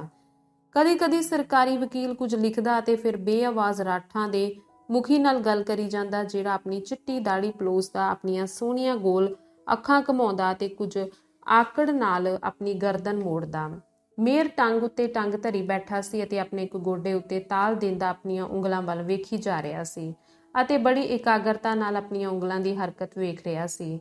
ਵੋਲੋਸਤ ਦਾ ਮੁਖੀ, ਜਿਸਨੇ ਆਪਣੀ ਗੋਗੜ ਚੰਗੀ ਤਰ੍ਹਾਂ ਆਪਣੇ ਗੋਡਿਆਂ ਉੱਤੇ ਟਿਕਾ ਲਈ ਸੀ ਅਤੇ ਇਹਦੇ ਦੁਆਲੇ ਆਪਣੀਆਂ ਬਾਹਾਂ ਵੱਲ ਲਈਆਂ ਸਨ, ਇੱਕੋ ਇੱਕ ਬੰਦਾ ਜਾਪਦਾ ਸੀ ਜਿਹੜਾ ਆਵਾਜ਼ਾਂ ਦੀ ਅਕਾਊ ਗੂੰਜ ਸੁਣ ਰਿਹਾ ਸੀ। ਜੇ ਬੁੱਢੇ ਬੰਦੇ ਨੂੰ, ਜਿਹੜਾ ਹਵਾ ਤੋਂ ਬਿਨਾਂ ਦਿਨ ਨੂੰ ਪੌਣ ਕੁੱਕੜ ਵਾਂਗ ਐਲ ਬੈਠਾ ਸੀ, ਇਸ ਮਾਨ ਦਾ ਭਾਗੀ ਸਮਝਿਆ ਜਾ ਸਕਦਾ ਸੀ। ਇਹ ਗੱਲ ਇੰਨਾ ਚਿਰ ਚਲਦੀ ਰਹੀ ਕਿ ਸਰੋਤੇ ਕਿਵੇਂ ਨਾਲ ਕੰਬ ਗਏ। ਮੈਂ ਐਲਾਨ ਕਰਦਾ ਹਾਂ, ਬੁੱਢੇ ਨੇ ਖੜੇ ਹੋ ਕੇ ਕਿਹਾ। ਉਹਦੇ ਬਾਕੀ ਲਫ਼ਜ਼ ਉਹਦੇ ਪਤਲੇ ਹੋਠਾਂ ਪਿੱਛੇ ਗੜਮੜ ਹੋ ਗਏ। ਹੌਂਕੇ, ਕੂਕਾਂ, ਖੰਘ ਅਤੇ ਪੈਰਾਂ ਦੀ ਘਸਰ ਸੁਣੀ ਜਾ ਸਕਦੀ ਸੀ। ਕੈਦੀਆਂ ਨੂੰ ਬਾਹਰ ਲਿਜਾਇਆ ਗਿਆ। ਉਹ ਮੁਸਕਰਾਏ ਅਤੇ ਰਿਸ਼ਤੇਦਾਰਾਂ ਤੇ ਮਿੱਤਰਾਂ ਨੂੰ ਵੇਖ ਕੇ ਸਿਰ ਹਿਲਾਇਆ। ਯੈਗੋਰ ਦਿਲ ਨਾ ਹਾਰੀ, ਇਵਾਨ ਗੁਸੇਵ ਨੇ ਆਵਾਜ਼ ਦਿੱਤੀ। ਮਾਂ ਅਤੇ ਸਿਜੋਵ ਬਾਹਰ ਲਾਂਘੇ ਵਿੱਚ ਗਏ। ਅਸੀਂ ਸਰਾਂ ਵਿੱਚ ਜਾ ਕੇ ਚਾਹ ਦਾ ਪਿਆਲਾ ਪੀਵੀਏ, ਬੁੱਢੇ ਨੇ ਸੋਚਦੇ ਤੇ ਵਿਚਾਰਦੇ ਹੋਏ ਪੁੱਛਿਆ। ਸਾਡੇ ਕੋਲ 1.5 ਘੰਟਾ ਏ। ਸੱਚੀ ਮੇਰਾ ਜੀ ਨਹੀਂ ਕਰਦਾ, ਨਾ ਹੀ ਮੇਰਾ ਕਰਦਾ। ਉਹਨਾਂ ਮੁੰਡਿਆਂ ਬਾਰੇ ਤੇਰਾ ਕੀ ਖਿਆਲ ਹੈ? ਉਹ ਤਾਂ ਉੱਥੇ ਇਉਂ ਬੈਠੇ ਨੇ ਜਿਵੇਂ ਦੁਨੀਆ ਵਿੱਚ ਬਸ ਉਹੀਓ ਹੋਣ ਅਤੇ ਬਾਕੀ ਸਾਰਿਆਂ ਦਾ ਕੋਈ ਮੁੱਲ ਨਹੀਂ। ਉਹ ਫਿਓਦੋਰ ਸਮੋਇਲੋਵ ਦਾ ਪਿਓ ਆਇਆ। ਉਹਨੇ ਆਪਣਾ ਹੈਟ ਹੱਥਾਂ ਵਿੱਚ ਫੜਿਆ ਹੋਇਆ ਸੀ। ਤੂੰ ਮੇਰੇ ਗਿਰਗੋਰੀ ਨੂੰ ਵੇਖਿਆ ਸੀ? ਉਹਨੇ ਅਫਸੋਸੀ ਮੁਸਕਾਨ ਨਾਲ ਕਿਹਾ। ਉਹਨੇ ਸਫਾਈ ਦੇਣੋਂ ਨਾ ਕਰ ਦਿੱਤੀ ਅਤੇ ਉਹਨਾਂ ਨਾਲ ਗੱਲ ਕਰਨ ਨੂੰ ਵੀ ਤਿਆਰ ਨਹੀਂ ਸੀ। ਸਭ ਤੋਂ ਪਹਿਲਾਂ ਉਹਨੇ ਹੀ ਅਜਿਹਾ ਕੀਤਾ। ਪੈਲਾਗੀਆ ਤੇਰਾ ਪੁੱਤਰ ਵਕੀਲ ਕਰਨ ਦੇ ਹੱਕ ਵਿੱਚ ਸੀ, ਪਰ ਮੇਰੇ ਪੁੱਤਰ ਨੇ ਕਿਹਾ ਉੱਕਾ ਹੀ ਨਹੀਂ। ਉਸ ਤੋਂ ਪਿੱਛੋਂ ਚਾਰਾਂ ਨੇ ਨਾ ਕੀਤੀ। ਉਹਦੀ ਘਰਵਾਲੀ ਉਹਦੇ ਕੋਲ ਖੜੀ ਸੀ। ਅਥਰੂ ਰੋਕਣ ਲਈ ਉਹ ਅੱਖਾਂ ਝਮਕ ਰਹੀ ਸੀ ਅਤੇ ਆਪਣੇ ਰੁਮਾਲ ਦੀ ਨੁੱਕਰ ਨਾਲ ਨੱਕ ਪੂੰਝੀ ਜਾਂਦੀ। ਬੜੀ ਅਜੀਬ ਗੱਲ ਹੈ, ਸਮੋਇਲੋਵ ਨੇ ਆਪਣੀ ਦਾੜੀ ਫੜ ਕੇ ਫਰਸ਼ ਵੱਲ ਝਾਕਦੇ ਹੋਏ ਕਿਹਾ। ਜਦੋਂ ਤੁਸੀਂ ਉਹਨਾਂ ਵੱਲ ਵੇਖਦੇ ਹੋ, ਭੂਤਨਿਆਂ ਵੱਲ, ਤਾਂ ਤੁਸੀਂ ਇਹ ਸੋਚੇ ਬਿਨਾਂ ਨਹੀਂ ਰਹਿ ਸਕਦੇ ਕਿ ਇਹ ਬੜੀ ਮਾੜੀ ਗੱਲ ਹੈ। ਉਹਨਾਂ ਆਪਣੇ ਆਪ ਨੂੰ ਇਸ ਮੁਸੀਬਤ ਵਿੱਚ ਫਸਾ ਲਿਆ ਹੈ। ਪਰ ਫਿਰ ਤੁਸੀਂ ਸੋਚਦੇ ਹੋ ਸ਼ਾਇਦ ਅਖੀਰ ਉਹ ਠੀਕ ਨੇ, ਖਾਸ ਤੌਰ ਤੇ ਜਦੋਂ ਤੁਸੀਂ ਵੇਖਦੇ ਹੋ ਕਿ ਕਾਰਖਾਨੇ ਵਿੱਚ ਉਹਨਾਂ ਦੀ ਗਿਣਤੀ ਵੱਧਦੀ ਜਾਂਦੀ ਹੈ। ਪੁਲਿਸ ਇੱਕ ਤੋਂ ਪਿੱਛੋਂ ਦੂਜੇ ਨੂੰ ਫੜਦੀ ਹੈ, ਪਰ ਉਹ ਪਾਣੀ ਵਿੱਚ ਪੂੰਗ ਵਾਂਗ ਵਧੀ ਹੀ ਜਾਂਦੇ ਨੇ। ਤੁਸੀਂ ਸੋਚਣ ਲੱਗ ਪੈਂਦੇ ਹੋ ਸ਼ਾਇਦ ਤਾਕਤ ਉਹਨਾਂ ਵੱਲ ਹੈ। ਸਾਡੇ ਲਈ ਤਾਂ ਇਹਦਾ ਸਿਰ ਪੈਰ ਸਮਝਣਾ ਔਖਾ ਹੈ, ਸਤੀਪਾਨ ਪਿਤਰੋਵਿਚ, ਸਿਜੋਵ ਨੇ ਕਿਹਾ। ਹਾਂ, ਇਹ ਔਖਾ ਹੈ, ਸਮੋਇਲੋਵ ਨੇ ਹਾਮੀ ਭਰੀ। ਉਹ ਹੈਨ ਤਾਂ ਬੜੀ ਨਰੋਈ ਜੁੰਡੀ ਸਹੁਰੇ ਭੂਤ ਨੇ, ਉਹਦੀ ਘਰਵਾਲੀ ਨੇ ਉੱਚੀ ਸੜੂਕਾ ਮਾਰ ਕੇ ਕਿਹਾ। ਫਿਰ ਆਪਣੀ ਚੌੜੇ ਮੋਟੇ ਮੂੰਹ ਉੱਤੇ ਮੁਸਕਾਨ ਲਿਆ ਕੇ ਮਾਂ ਵੱਲ ਮੁੜੀ। ਨੀਲੋਵਨਾ, ਮੇਰੇ ਨਾਲ ਗੁੱਸੇ ਨਾ ਹੋਵੀਂ, ਉਹਨੇ ਕਿਹਾ। ਥੋੜਾ ਚਿਰ ਪਹਿਲਾਂ ਮੈਂ ਤੇਰੇ ਪੁੱਤਰ ਸਿਰੇ ਸਭ ਕੁਝ ਦਾ ਦੋਸ਼ ਥੱਪਿਆ ਸੀ, ਪਰ ਕਿਸ ਕੁੱਤੇ ਨੂੰ ਪਤਾ ਹੈ ਕਿਸ ਦਾ ਕਸੂਰ ਸਭ ਤੋਂ ਵੱਧ ਹੈ। ਤੂੰ ਸੁਣਿਆ ਜੈਨਡਾਰਮਾਂ ਤੇ ਜਾਸੂਸਾਂ ਨੇ ਗਿਰਗੋਰੀ ਬਾਰੇ ਕੀ ਕਿਹਾ? ਉਹਨੇ ਵੀ ਕੋਈ ਕਸਰ ਨਹੀਂ ਛੱਡੀ। ਸੁਰਖੇ ਭੋਂਦੂ ਨੇ ਸ਼ਾਇਦ ਆਪਣੀ ਭਾਵਨਾ ਨੂੰ ਸਮਝੇ ਬਗੈਰ ਉਹਨੂੰ ਆਪਣੇ ਪੁੱਤਰ ਉੱਤੇ ਮਾਣ ਸੀ, ਪਰ ਮਾਂ ਇਸ ਨੂੰ ਸਮਝਦੀ ਸੀ ਅਤੇ ਉਹਨੇ ਦਿਆਲ ਮੁਸਕਾਨ ਅਤੇ ਦਿਲੋਂ ਕਹੀ ਗੱਲ ਨਾਲ ਜਵਾਬ ਦਿੱਤਾ। ਜਵਾਨ ਦਿਲ ਸਦਾ ਸੱਚ ਨੂੰ ਛੇਤੀ ਕਬੂਲ ਕਰ ਲੈਂਦੇ ਨੇ। ਲੋਕ ਲਾਂਘਿਆਂ ਵਿੱਚ ਇੱਧਰ ਉੱਧਰ ਘੁੰਮ ਰਹੇ ਸਨ, ਨੀਵੀਆਂ ਉਤੇਜਿਤ ਆਵਾਜ਼ਾਂ ਵਿੱਚ ਗੱਲਾਂ ਕਰਦੇ, ਟੋਲੀਆਂ ਬੰਨ ਕੇ। ਲਗਭਗ ਕੋਈ ਵੀ ਇਕੱਲਾ ਖੜਾ ਨਹੀਂ ਸੀ ਅਤੇ ਸਾਰੇ ਮੂੰਹ ਗੱਲ ਕਰਨ, ਸਵਾਲ ਪੁੱਛਣ ਅਤੇ ਹੋਰ ਲੋਕ ਜੋ ਕੁਝ ਕਹਿੰਦੇ ਸਨ ਉਹ ਸੁਣਨ ਲਈ ਉਤਾਵਲ ਪ੍ਰਗਟ ਕਰਦੇ ਸਨ। ਉਹ ਕੰਧਾਂ ਵਿਚਕਾਰ ਤੰਗ ਚਿੱਟੀ ਗਲੀ ਵਿੱਚ ਇਉਂ ਇੱਧਰ ਉੱਧਰ ਫਿਰਦੇ ਜਿਵੇਂ ਤੇਜ਼ ਹਵਾ ਉਹਨਾਂ ਨੂੰ ਇੱਧਰ ਉੱਧਰ ਉਡਾ ਰਹੀ ਹੋਵੇ, ਅਤੇ ਇਉਂ ਜਾਪਦਾ ਉਹ ਕਿਸੇ ਨਿੱਘਰ ਸ਼ੈ ਨੂੰ ਢੂੰਡ ਰਹੇ ਸਨ ਜਿਸ ਨਾਲ ਉਹ ਆਪਣੇ ਆਪ ਨੂੰ ਜਕੜ ਲੈਣ। ਬੂਕਨ ਦਾ ਵੱਡਾ ਭਰਾ, ਜਿਹੜਾ ਉਹਦੇ ਵਾਂਗ ਹੀ ਸਾਫ਼ ਰੰਗ ਦਾ ਲੰਮਾ ਬੰਦਾ ਸੀ, ਕੁਝ ਸਾਬਿਤ ਕਰਨ ਦਾ ਯਤਨ ਕਰਦੇ ਹੋਏ ਜ਼ੋਰ-ਜ਼ੋਰ ਨਾਲ ਆਪਣੀਆਂ ਬਾਹਾਂ ਹਿਲਾ ਰਿਹਾ ਸੀ। ਉਹ ਕਲੈਪਾਨੋਵ ਵੈਲੋਸਤ ਦਾ ਮੁਖੀ, ਉਹਦਾ ਇੱਥੇ ਕੋਈ ਕੰਮ ਨਹੀਂ। ਕੋਨਸਤਨਤਿਨ, ਮੂੰਹ ਬੰਦ ਰੱਖ, ਬੁੱਢੇ ਨਿੱਕੇ ਬੰਦੇ ਨੇ, ਜਿਹੜਾ ਉਹਦਾ ਪਿਓ ਸੀ, ਇੱਧਰ ਉੱਧਰ ਸੋਗੀ ਨਜ਼ਰਾਂ ਨਾਲ ਵੇਖਦੇ ਹੋਏ ਕਿਹਾ। ਨਹੀਂ, ਮੈਂ ਮੂੰਹ ਬੰਦ ਨਹੀਂ ਰੱਖਾਂਗਾ। ਅਵਾਈਆਂ ਫੈਲਾਈਆਂ ਨੇ ਕਿ ਉਹਨੇ ਪਿਛਲੇ ਵਰੇ ਉਹਦੀ ਘਰਵਾਲੀ ਲਈ ਆਪਣੇ ਇੱਕ ਕਲਰਕ ਨੂੰ ਕਤਲ ਕਰ ਦਿੱਤਾ ਤੇ ਹੁਣ ਉਹਦੀ ਘਰਵਾਲੀ ਨਾਲ ਰਹਿ ਰਿਹਾ ਹੈ। ਇਸ ਬਾਰੇ ਤੁਸੀਂ ਕੀ ਕਹਿੰਦੇ ਹੋ? ਨਾਲੇ ਸਭਨਾਂ ਨੂੰ ਪਤਾ ਹੈ ਉਹ ਚੋਰ ਹੈ। ਰੱਬ ਦਾ ਵਾਸਤਾ ਹੀ ਕੋਨਸਤਨਤਿਨ। ਠੀਕ ਹੈ, ਸਮੋਇਲੋਵ ਨੇ ਕਿਹਾ। ਇਹ ਠੀਕ ਹੈ, ਤੁਸੀਂ ਇਹ ਨਹੀਂ ਕਹਿ ਸਕਦੇ ਕਿ ਸੁਣਵਾਈ ਮੁਨਸਫੀ ਹੋਈ ਹੈ। ਬੂਕਨ ਨੇ ਗੱਲ ਸੁਣੀ ਅਤੇ ਉਸ ਕੋਲ ਆ ਗਿਆ, ਬਾਕੀਆਂ ਨੂੰ ਆਪਣੇ ਨਾਲ ਖਿੱਚਦਾ। ਉਹਦਾ ਮੂੰਹ ਲਾਲ ਸੀ ਅਤੇ ਉਹ ਆਪਣੀਆਂ ਬਾਹਾਂ ਹਿਲਾ ਰਿਹਾ ਸੀ। ਜੇ ਮਾਮਲਾ ਕਤਲ ਜਾਂ ਚੋਰੀ ਦਾ ਹੋਵੇ, ਲੋਕਾਂ ਉੱਤੇ ਮੁਕੱਦਮਾ ਜਿਉਰੀ ਸੁਣਦੀ ਏ, ਆਮ ਲੋਕ, ਕਿਸਾਨ, ਸ਼ਹਿਰੀ, ਉਹ ਚਿਲਾਇਆ। ਪਰ ਜਦੋਂ ਲੋਕ ਹਾਕਮਾਂ ਦੇ ਖਿਲਾਫ ਜਾਣ ਤਾਂ ਹਾਕਮ ਆਪ ਉਹਨਾਂ ਦੇ ਖਿਲਾਫ ਮੁਕੱਦਮਾ ਸੁਣਦੇ ਨੇ। ਇਹਨੂੰ ਤੁਸੀਂ ਕੀ ਕਹੋਗੇ? ਜੇ ਤੁਸੀਂ ਮੇਰੀ ਬੇਇੱਜ਼ਤੀ ਕਰੋ ਤੇ ਮੈਂ ਤੁਹਾਨੂੰ ਇੱਕ ਜੜ ਦਿਆਂ ਤੇ ਤੁਸੀਂ ਹੀ ਫੈਸਲਾ ਕਰਨਾ ਹੋਵੇ ਤਾਂ ਤੁਸੀਂ ਜ਼ਰੂਰ ਹੀ ਮੈਨੂੰ ਦੋਸ਼ੀ ਠਹਿਰਾਓਗੇ। ਪਰ ਪਹਿਲਾ ਦੋਸ਼ ਕਿਸਦਾ ਸੀ? ਤੁਹਾਡਾ। ਧੌਲੇ ਵਾਲਾਂ ਅਤੇ ਤੋਤਾ ਚੁੰਝ ਨੱਕ ਵਾਲੇ ਇੱਕ ਪਹਿਰੇਦਾਰ ਨੇ, ਜਿਸ ਦੀ ਛਾਤੀ ਤਮਗਿਆਂ ਨਾਲ ਭਰੀ ਹੋਈ ਸੀ, ਇਕੱਠ ਨੂੰ ਖਿੰਡਾ ਦਿੱਤਾ ਅਤੇ ਬੂਕਿਨ ਵੱਲ ਉਂਗਲ ਹਿਲਾਈ। ਖੱਪ ਬੰਦ ਕਰੋ, ਇਹ ਸ਼ਰਾਬਖਾਨਾ ਨਹੀਂ, ਉਹਨੇ ਕਿਹਾ। ਉਹ ਤਾਂ ਠੀਕ ਹੈ ਸਾਹਿਬ ਜੀ, ਮੈਂ ਸਮਝਣਾ, ਪਰ ਜੇ ਮੈਂ ਤੈਨੂੰ ਕੁੱਟਾਂ ਤੇ ਫਿਰ ਮੈਂ ਹੀ ਜੱਜ ਹੋਵਾਂ ਤਾਂ ਤੇਰਾ ਕੀ ਖਿਆਲ ਹੈ? ਮੇਰਾ ਖਿਆਲ ਹੈ ਚੰਗਾ ਹੋਵੇ ਮੈਂ ਤੈਨੂੰ ਇੱਥੋਂ ਕੱਢ ਦਿਆਂ, ਇਹੋ ਠੀਕ ਰਹੇਗਾ, ਪਹਿਰੇਦਾਰ ਨੇ ਧਮਕੀ ਨਾਲ ਕਿਹਾ। ਮੈਨੂੰ ਕੱਢ ਦੇਵੋ? ਕਾਹਦੇ ਲਈ? ਇੰਨੀ ਡੰਡ ਪਾਉਣ ਲਈ ਤੈਨੂੰ ਸੜਕ ਤੇ ਧੱਕ ਦਿਆਂ। ਬੂਕਿਨ ਨੇ ਆਪਣੇ ਆਲੇ ਦੁਆਲੇ ਲੋਕਾਂ ਵੱਲ ਵੇਖਿਆ। ਉਹ ਤਾਂ ਬਸ ਲੋਕਾਂ ਦੇ ਮੂੰਹ ਹੀ ਬੰਦ ਕਰਨਾ ਚਾਹੁੰਦੇ ਨੇ, ਉਹਨੇ ਦੱਬੀ ਆਵਾਜ਼ ਵਿੱਚ ਕਿਹਾ। ਜ਼ਰੂਰ, ਤੇਰਾ ਕੀ ਖਿਆਲ ਹੈ? ਬੁੱਢਾ ਖਰਮੀ ਤਰ੍ਹਾਂ ਤੇ ਕਰੜਾਈ ਨਾਲ ਬੋਲਿਆ। ਬੂਕਿਨ ਨੇ ਆਪਣੇ ਮੋਢੇ ਸੰਗੋੜੇ ਅਤੇ ਵਧੇਰੇ ਨੀਵੀਂ ਆਵਾਜ਼ ਵਿੱਚ ਬੋਲਣ ਲੱਗ ਪਿਆ, ਤੇ ਆਮ ਲੋਕਾਂ ਨੂੰ ਮੁਕੱਦਮਾ ਕਿਉਂ ਨਾ ਸੁਣਨ ਦਿੱਤਾ ਜਾਵੇ, ਸਿਰਫ ਰਿਸ਼ਤੇਦਾਰ ਹੀ ਕਿਉਂ? ਜੇ ਤੁਹਾਡਾ ਮੁਕੱਦਮਾ ਮੁਨਸਫੀ ਹੈ ਤਾਂ ਸਭ ਨੂੰ ਆਉਣ ਦਿਓ, ਤੁਸੀਂ ਡਰਦੇ ਕਾਹਦੇ ਤੋਂ ਹੋ? ਸੁਣਵਾਈ ਮੁਨਸਫੀ ਨਹੀਂ, ਇਹਦੇ ਬਾਰੇ ਤਾਂ ਕੋਈ ਸ਼ੱਕ ਨਹੀਂ, ਸਮੋਇਲੋਵ ਨੇ ਉੱਚੀ ਆਵਾਜ਼ ਵਿੱਚ ਜ਼ੋਰ ਦੇ ਕੇ ਕਿਹਾ। ਨਿਕੋਲਾਈ ਨੇ ਮੁਕੱਦਮੇ ਬਾਰੇ ਜੋ ਕਿਹਾ ਸੀ, ਮਾਂ ਉਹ ਉਸਨੂੰ ਦੱਸਣਾ ਚਾਹੁੰਦੀ ਸੀ, ਪਰ ਉਹਨੂੰ ਸਾਰੀ ਗੱਲ ਦੀ ਸਮਝ ਨਹੀਂ ਸੀ ਆਈ ਤੇ ਉਹ ਕੁਝ ਲਫ਼ਜ਼ ਭੁੱਲ ਗਈ ਸੀ। ਉਹਨਾਂ ਨੂੰ ਯਾਦ ਕਰਨ ਦਾ ਯਤਨ ਕਰਦੀ ਹੋਈ ਉਹ ਇੱਕ ਪਾਸੇ ਚਲੀ ਗਈ ਤੇ ਵੇਖਿਆ ਕਿ ਕੱਕੀਆਂ ਮੁੱਛਾਂ ਵਾਲਾ ਇੱਕ ਨੌਜਵਾਨ ਉਹਨੂੰ ਧਿਆਨ ਨਾਲ ਵੇਖ ਰਿਹਾ ਸੀ। ਆਪਣਾ ਸੱਜਾ ਹੱਥ ਉਹਨੇ ਆਪਣੀ ਪਤਲੂਨ ਦੀ ਜੇਬ ਵਿੱਚ ਪਾਈ ਰੱਖਿਆ ਤੇ ਇਹ ਉਹਦੇ ਖੱਬੇ ਮੋਢੇ ਨੂੰ ਸੱਜੇ ਮੋਢੇ ਨਾਲੋਂ ਕੁਝ ਨੀਵਾਂ ਕਰ ਦਿੰਦਾ, ਤੇ ਪਤਾ ਨਹੀਂ ਇਹ ਖਾਸੀਅਤ ਉਹਨੂੰ ਜਾਣੀ ਪਛਾਣੀ ਲੱਗਦੀ। ਪਰ ਉਹਨੇ ਮਾਂ ਵੱਲ ਪਿੱਠ ਕਰ ਲਈ ਤੇ ਆਪਣੇ ਹੀ ਖਿਆਲਾਂ ਵਿੱਚ ਮਗਨ ਉਹ ਛੇਤੀ ਉਹਨੂੰ ਭੁੱਲ ਗਈ। ਪਰ ਇੱਕ ਮਿੰਟ ਪਿੱਛੋਂ ਉਹਨੇ ਕਿਸੇ ਨੂੰ ਹੌਲੀ ਜਿਹੇ ਪੁੱਛਦੇ ਸੁਣਿਆ, ਉਹ ਅਤੇ ਕਿਸੇ ਨੇ ਖੁਸ਼ੀ ਨਾਲ ਅਤੇ ਉੱਚੀ ਆਵਾਜ਼ ਵਿੱਚ ਜਵਾਬ ਦਿੱਤਾ, ਹਾਂ। ਉਹਨੇ ਮੁੜ ਕੇ ਦੇਖਿਆ, ਉੱਚੇ ਮੋਢੇ ਵਾਲਾ ਬੰਦਾ ਮਾਂ ਵੱਲ ਮੋਢਾ ਮੋੜ ਕੇ ਖੜੇ ਕਾਲੀ ਦਾੜੀ ਵਾਲੇ ਇੱਕ ਹੋਰ ਬੰਦੇ ਨਾਲ ਗੱਲ ਕਰ ਰਿਹਾ ਸੀ, ਜਿਸਨੇ ਨਿੱਘਾ ਕੋਟ ਅਤੇ ਗੋਡਿਆਂ ਤੱਕ ਬੂਟ ਪਹਿਨੇ ਹੋਏ ਸਨ। ਪਰੇਸ਼ਾਨ ਹੋ ਕੇ ਉਹਨੇ ਯਾਦ ਕਰਨ ਦਾ ਯਤਨ ਕੀਤਾ ਕਿ ਉਹਨੇ ਉਹਨੂੰ ਕਿੱਥੇ ਵੇਖਿਆ, ਪਰ ਯਾਦ ਨਾ ਕਰ ਸਕੀ। ਉਹਦੇ ਮਨ ਵਿੱਚ ਇਹ ਅਮੋੜ ਇੱਛਾ ਸੀ ਕਿ ਉਹ ਲੋਕਾਂ ਨੂੰ ਆਪਣੇ ਪੁੱਤਰ ਦੇ ਕਾਜ ਬਾਰੇ ਦੱਸੇ। ਉਹ ਜਾਣਨਾ ਚਾਹੁੰਦੀ ਸੀ ਕਿ ਉਹ ਉਹਦੇ ਖਿਲਾਫ ਕੀ ਕਹਿਣਗੇ, ਤਾਂ ਜੋ ਉਹ ਅੰਦਾਜ਼ਾ ਲਾ ਸਕੇ ਫੈਸਲਾ ਕੀ ਹੋਵੇਗਾ। ਇਹ ਮੁਕੱਦਮਾ ਸੁਣਨ ਦਾ ਕੋਈ ਢੰਗ ਹੈ? ਉਹਨੇ ਸਿਜੋਵ ਨਾਲ ਗੱਲ ਕਰਦਿਆਂ ਸਾਵਧਾਨੀ ਨਾਲ ਕਿਹਾ। ਉਹ ਤਾਂ ਆਪਣਾ ਸਾਰਾ ਸਮਾਂ ਬਸ ਇਹ ਪਤਾ ਕਰਨ ਤੇ ਲਾਉਂਦੇ ਨੇ ਕਿ ਕਿਸ ਨੇ ਕੀ ਕੀਤਾ ਹੈ, ਇਸ ਗੱਲ ਵੱਲ ਉੱਕਾ ਹੀ ਧਿਆਨ ਦਿੱਤੇ ਬਿਨਾਂ ਕਿ ਉਹਨਾਂ ਅਜਿਹਾ ਕਿਉਂ ਕੀਤਾ। ਤੇ ਉਹ ਸਾਰੇ ਬੁੱਢੇ ਨੇ, ਜਵਾਨਾਂ ਦਾ ਮੁਕੱਦਮਾ ਜਵਾਨਾਂ ਨੂੰ ਸੁਣਨਾ ਚਾਹੀਦਾ ਹੈ, ਉਹਨਾਂ ਨੂੰ ਸੁਣਨਾ ਚਾਹੀਦਾ। ਸਿਜੋਵ ਨੇ ਹਾਮੀ ਭਰੀ। ਸਾਡੇ ਲਈ ਅਜਿਹੀਆਂ ਗੱਲਾਂ ਸਮਝਣਾ ਔਖਾ ਹੈ, ਉਹਨੇ ਸੋਚਦੇ ਹੋਏ ਆਪਣਾ ਸਿਰ ਹਿਲਾਇਆ।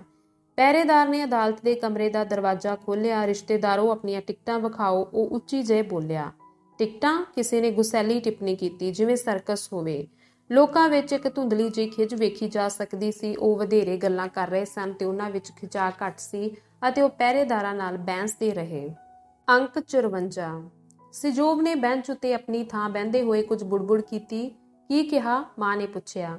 ਕੋਈ ਖਾਸ ਗੱਲ ਨਹੀਂ, ਲੋਕ ਬੇਵਕੂਫ ਨੇ। ਘੰਟੀ ਵੱਜੀ। ਕਿਸੇ ਨੇ ਬੇਪਰਵਾਹੀ ਨਾਲ ਐਲਾਨ ਕੀਤਾ, ਅਦਾਲਤ ਵਿੱਚ ਮੌਜੂਦ ਸਭ ਸਾਵਧਾਨ ਹੋ ਜਾਓ। ਸਭ ਇੱਕ ਵਾਰ ਫਿਰ ਖੜੇ ਹੋ ਗਏ ਤੇ ਜੱਜ ਅੰਦਰ ਆਏ ਅਤੇ ਪਹਿਲੀ ਤਰਤੀਬ ਨਾਲ ਹੀ ਆਪਣੀਆਂ ਥਾਵਾਂ ਤੇ ਬਹਿ ਗਏ। ਕੈਦੀਆਂ ਨੂੰ ਉਹਨਾਂ ਦੀਆਂ ਥਾਵਾਂ ਤੇ ਲਿਆਇਆ ਗਿਆ। ਹੁਣ ਹਿੰਮਤ ਕਰ, ਸਿਜੋਵ ਨੇ ਹੌਲੀ ਜਿਹੇ ਕਿਹਾ। ਸਰਕਾਰੀ ਵਕੀਲ ਆਪਣੀ ਤਕਰੀਰ ਸ਼ੁਰੂ ਕਰਨ ਲੱਗਾ। ਮਾਂ ਨੇ ਕਿਸੇ ਭਿਆਨਕ ਗੱਲ ਦੇ ਵਾਪਰਨ ਦੀ ਉਡੀਕ ਵਿੱਚ ਆਪਣਾ ਸਾਰਾ ਸਰੀਰ ਅੱਗੇ ਝੁਕਾ ਲਿਆ। ਸਰਕਾਰੀ ਵਕੀਲ ਜੱਜਾਂ ਦੇ ਸੱਜੇ ਹੱਥ ਖੜਾ ਸੀ। ਉਹਦਾ ਮੂੰਹ ਉਹਨਾਂ ਵੱਲ ਮੁੜਿਆ ਹੋਇਆ ਸੀ। ਇੱਕ ਅਰਕ ਮੇਜ਼ ਉੱਤੇ ਸੀ। ਲੰਬਾ ਸਾਹ ਲੈ ਕੇ ਅਤੇ ਆਪਣਾ ਸੱਜਾ ਹੱਥ ਉਲਾਰ ਕੇ ਉਹਨੇ ਬੋਲਣਾ ਸ਼ੁਰੂ ਕਰ ਦਿੱਤਾ। ਮਾਂ ਨੂੰ ਉਹਦੇ ਪਹਿਲੇ ਲਫ਼ਜ਼ਾਂ ਦੀ ਸਮਝ ਨਾ ਆਈ। ਉਹਦੀ ਆਵਾਜ਼ ਚਲਦੀ ਗਈ, ਮੋਟੀ ਅਤੇ ਰਵਾਂ, ਪਰ ਸਾਵੀ ਨਹੀਂ ਸੀ। ਕਦੀ ਉਹ ਤਿੱਖਾ ਬੋਲਦਾ, ਕਦੀ ਹੌਲੀ। ਕੁਝ ਚਿਰ ਉਹਦੇ ਲਫ਼ਜ਼ ਹੌਲੇ ਅਤੇ ਅਕਾਵੇਂ ਹੁੰਦੇ, ਮਿਹਨਤ ਨਾਲ ਭਰੇ ਤਰੋਪੇ ਵਾਂਗ। ਫਿਰ ਅਚਾਨਕ ਖੰਡ ਦੀ ਡਲੀ ਦੁਆਲੇ ਮੱਖੀਆਂ ਵਾਂਗ ਉੱਭਰਦੇ ਅਤੇ ਚੱਕਰ ਕੱਟਦੇ। ਪਰ ਮਾਂ ਨੂੰ ਉਹਦੇ ਵਿੱਚ ਕੁਝ ਵੀ ਕੁਸ਼ਗਨਾ ਨਾ ਦਿਸਿਆ। ਉਹ ਕਮਰੇ ਵਿੱਚ ਤਰਦੇ ਰਹੇ, ਬਰਫ਼ ਵਾਂਗ ਠੰਡੇ ਅਤੇ ਸੁਆਹ ਵਾਂਗ ਭੂਰੇ ਅਤੇ ਬਰੀਕ, ਸੁੱਕੀ ਮਿੱਟੀ ਵਾਂਗ ਤੰਗ ਕਰਨ ਵਾਲੀ ਸ਼ੈ ਨਾਲ ਇਹਨੂੰ ਹੌਲੀ-ਹੌਲੀ ਭਰਦੇ। ਉਹਦੀ ਤਕਰੀਰ, ਜਿਹੜੀ ਇੰਨੀ ਸੁਭਾਸ਼, ਇੰਨੀ ਜਜ਼ਬਿਆਂ ਤੋਂ ਖਾਲੀ ਸੀ, ਪਾਵੇਲ ਅਤੇ ਉਹਦੇ ਸਾਥੀਆਂ ਤੱਕ ਨਾ ਜਾਂਦੀ ਜਾਪਦੀ। ਸਾਫ਼ ਸੀ ਇਹਦਾ ਉਹਨਾਂ ਉੱਤੇ ਉੱਕਾ ਕੋਈ ਅਸਰ ਨਾ ਹੋਇਆ। ਉਹ ਬੈਠੇ ਰਹੇ, ਪਹਿਲਾਂ ਵਾਂਗ ਅਡੋਲ, ਹੌਲੀ-ਹੌਲੀ ਗੱਲਾਂ ਕਰਦੇ, ਕਈ ਵਾਰ ਮੁਸਕਰਾਉਂਦੇ, ਕਈ ਵਾਰ ਆਪਣਾ ਹਾਸਾ ਰੋਕਣ ਲਈ ਘੂਰੀ ਵੱਟਦੇ। ਉਹ ਝੂਠ ਬੋਲ ਰਿਹਾ, ਸਿਜੋਵ ਨੇ ਹੌਲੀ ਜਿਹੇ ਕਿਹਾ। ਉਹਨੂੰ ਇਸ ਬਾਰੇ ਨਿਸ਼ਚਾ ਨਹੀਂ ਸੀ। ਸਰਕਾਰੀ ਵਕੀਲ ਬਿਨਾਂ ਛੋਟ ਸਭਨਾਂ ਮੁਲਜ਼ਮਾਂ ਉੱਤੇ ਦੋਸ਼ ਲਾ ਰਿਹਾ ਸੀ। ਪਾਵੇਲ ਬਾਰੇ ਬੋਲਣ ਤੋਂ ਪਿੱਛੋਂ ਫਿਓਦੋਰ ਬਾਰੇ ਬੋਲਣ ਲੱਗ ਪਿਆ ਤੇ ਜਦੋਂ ਫਿਓਦੋਰ ਬਾਰੇ ਗੱਲ ਮੁਕਾ ਲਈ ਤਾਂ ਬੂਕਿਨ ਵੱਲ ਮੁੜ ਪਿਆ।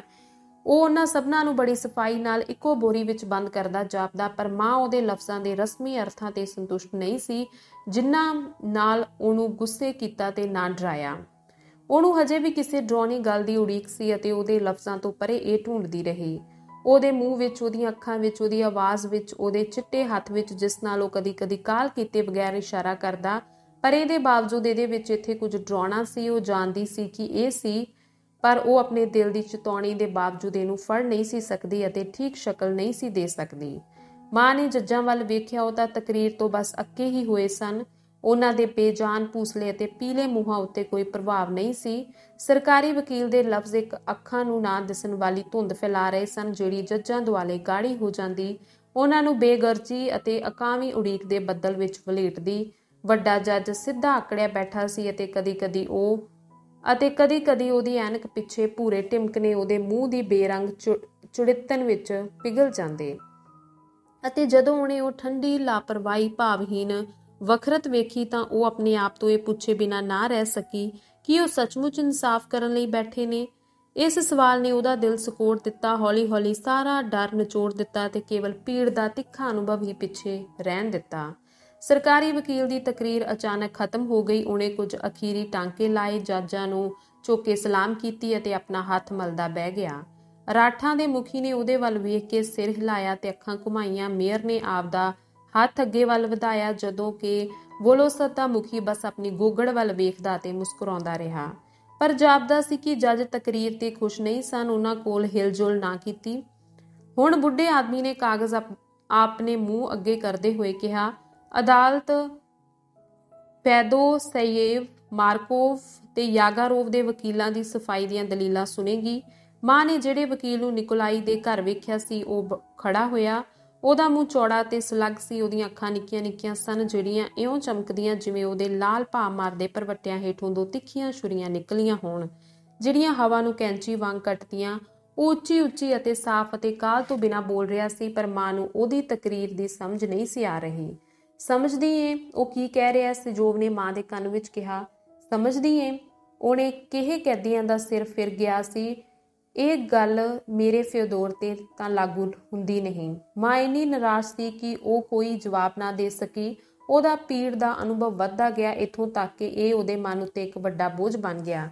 ਹੁਣ ਉਹਦੇ ਲਈ ਇਹ ਗੱਲ ਸਾਫ਼ ਹੋ ਗਈ ਸੀ। ਉਹਨੂੰ ਇਨਸਾਫ ਦੀ ਆਸ ਸੀ। ਉਹਨੂੰ ਆਸ ਸੀ ਕਿ ਉਹਦੇ ਪੁੱਤਰ ਨੂੰ ਉਹਦੇ ਉੱਤੇ ਦੋਸ਼ ਲਾਉਣ ਵਾਲਿਆਂ ਦੇ ਮੁਕਾਬਲੇ ਉੱਤੇ ਸਖਤੀ ਅਤੇ ਇਮਾਨਦਾਰੀ ਨਾਲ ਤੋਲਿਆ ਜਾਵੇਗਾ। ਉਹਨੂੰ ਆਸ ਸੀ ਕਿ ਜੱਜ ਉਸ ਤੋਂ ਲੰਬੇ ਸਮੇਂ ਲਈ ਅਤੇ ਧਿਆਨ ਨਾਲ ਇਸ ਬਾਰੇ ਸਵਾਲ ਪੁੱਛਣਗੇ ਕਿ ਉਹਦੇ ਮਨ ਵਿੱਚ ਕੀ ਲੰਘ ਰਿਹਾ ਸੀ, ਕਿ ਉਹਦੇ ਵਿਚਾਰਾਂ ਅਤੇ ਅਮਲਾਂ ਉੱਤੇ ਤਿੱਖੀ ਨਿਗਾਹ ਮਾਰਨਗੇ ਅਤੇ ਜਦੋਂ ਸੱਚ ਵੇਖ ਲੈਣਗੇ ਤਾਂ ਉਹ ਇਨਸਾਫ ਨਾਲ ਉੱਚੀ ਆਵਾਜ਼ ਵਿੱਚ ਕਹਿਣਗੇ, ਇਹ ਬੰਦਾ ਸੱਚਾ ਵੇ। ਪਰ ਅਜਿਹਾ ਕੁਝ ਵੀ ਨਾ ਹੋਇਆ। ਜੱਜਾਂ ਅਤੇ ਮੁਲਜ਼ਮਾਂ ਵਿਚਕਾਰ ਇੱਕ ਅਕੱਥ ਫਾਸਲਾ ਜਾਪਦਾ ਸੀ ਅਤੇ ਜਾਪਦਾ ਸੀ ਕਿ ਕੈਦੀਆਂ ਲਈ ਇਹ ਜੱਜ ਕਿਸੇ ਕੰਮ ਦੇ ਨਹੀਂ। ਆਪਣੇ ਅਕੇਵੇਂ ਕਾਰਨ ਮੁਕੱਦਮੇ ਵਿੱਚ ਮਾਂ ਦੀ ਸਾਰੀ ਦਿਲਚਸਪੀ ਜਾਂਦੀ ਰਹੀ ਅਤੇ ਜੋ ਕੁਝ ਕਿਹਾ ਜਾ ਰਿਹਾ ਸੀ ਉਹ ਹੁਣ ਸੁਣ ਨਹੀਂ ਸੀ ਸਕਦੀ। ਇਹਨੂੰ ਮੁਕੱਦਮਾ ਕਹਿੰਦੇ ਨੇ, ਉਹਨੇ ਗੁੱਸੇ ਨਾਲ ਸੋਚਿਆ। ਟਿਕਾ ਕੱਸ ਕੇ ਸਜੋਵ ਨੇ ਸਹਿਮਤ ਹੁੰਦਿਆਂ ਹੌਲੀ ਜਿਹੇ ਕਿਹਾ। ਹੁਣ ਇੱਕ ਹੋਰ ਵਕੀਲ ਬੋਲ ਰਿਹਾ ਸੀ, ਇੱਕ ਨਿੱਕਾ ਬੰਦਾ ਜਿਸ ਦਾ ਮੂੰਹ ਤਿੱਖਾ ਪੂਸਲਾ ਅਤੇ ਠੱਠਾ ਉਡਾਉਂਦਾ ਸੀ। ਜੱਜ ਉਹਦੀ ਤਕਰੀਰ ਟੋਕਦੇ ਰਹਿੰਦੇ। ਸਰਕਾਰੀ ਵਕੀਲ ਗੁੱਸੇ ਨਾਲ ਉਛਲਿਆ ਤੇ ਕਾਰਵਾਈ ਦੀ ਤਰਤੀਬ ਬਾਰੇ ਕੁਝ ਕਿਹਾ, ਜਿਸ ਤੇ ਬੁੱਢੇ ਬੰਦੇ ਨੇ ਮਾੜਾ ਜਿਹਾ ਇਤਰਾਜ਼ ਕੀਤਾ। ਸਫਾਈ ਦੇ ਵਕੀਲ ਨੇ ਸਤਿਕਾਰ ਨਾਲ ਸਿਰ ਨੀਵਾਂ ਕਰਕੇ ਗੱਲ ਸੁਣੀ ਤੇ ਫਿਰ ਆਪਣੀ ਤਕਰੀਰ ਜਾਰੀ ਰੱਖੀ। ਇਹਦੀ ਤਹਿ ਤੱਕ ਕੱਪੜ ਸਜੀਵ ਨੇ ਕਿਹਾ। ਜਿਉਂ-ਜਿਉਂ ਵਕੀਲ ਦੇ ਤਿੱਖੇ ਇਲਜ਼ਾਮ ਜੱਜਾਂ ਦੀ ਸਖਤ ਚਮੜੀ ਛਿਲਦੇ, ਜਿਹੜੇ ਉਹਦੀ ਸੁਵਕਤਾ ਦੇ ਹਮਲੇ ਸਹਾਰਨ ਲਈ ਗੁੱਸੇ ਹੋਏ ਅਤੇ ਰੁੱਸੇ ਜੇ ਇਕੱਠੇ ਹੋਏ ਜਾਪਦੇ ਸਨ, ਸਰੋਤੇ ਉਤੇਜਿਤ ਹੋ ਗਏ, ਇੱਥੋਂ ਤੱਕ ਕਿ ਭੜਕ ਉੱਠੇ। ਹੁਣ ਪਾਵੇਲ ਖੜਾ ਹੋ ਗਿਆ ਸੀ ਅਤੇ ਅਚਾਨਕ ਕਮਰੇ ਵਿੱਚ ਮੁਕੰਮਲ ਚੁੱਪ ਛਾ ਗਈ। ਮਾਂ ਜ਼ੋਰ ਲਾ ਕੇ ਅੱਗੇ ਵੱਲ ਉੜੀ। ਪਾਵੇਲ ਬੜੇ ਠੰਬੇ ਨਾਲ ਬੋਲ ਰਿਹਾ ਸੀ, ਪਾਰਟੀ ਦਾ ਮੈਂਬਰ ਹੋਣ ਦੇ ਨਾਤੇ ਮੈਂ ਕੇਵਲ ਪਾਰਟੀ ਦਾ ਹੀ ਫੈਸਲਾ ਕਬੂਲ ਕਰਦਾ ਹਾਂ, ਸੋ ਮੈਂ ਆਪਣੀ ਸਫਾਈ ਵਿੱਚ ਕੁਝ ਨਹੀਂ ਕਹਾਂਗਾ। ਪਰ ਆਪਣੇ ਉਹਨਾਂ ਸਾਥੀਆਂ ਦੇ ਕਹਿਣ ਤੇ ਜਿਨ੍ਹਾਂ ਆਪਣੀ ਸਫਾਈ ਪੇਸ਼ ਕਰਨੋਂ ਨਾ ਕਰ ਦਿੱਤੀ ਹੈ, ਮੈਂ ਤੁਹਾਨੂੰ ਉਹ ਗੱਲਾਂ ਸਮਝਾਉਣ ਦਾ ਯਤਨ ਕਰਾਂਗਾ ਜਿਹੜੀਆਂ ਤੁਸੀਂ ਨਹੀਂ ਸਮਝਦੇ।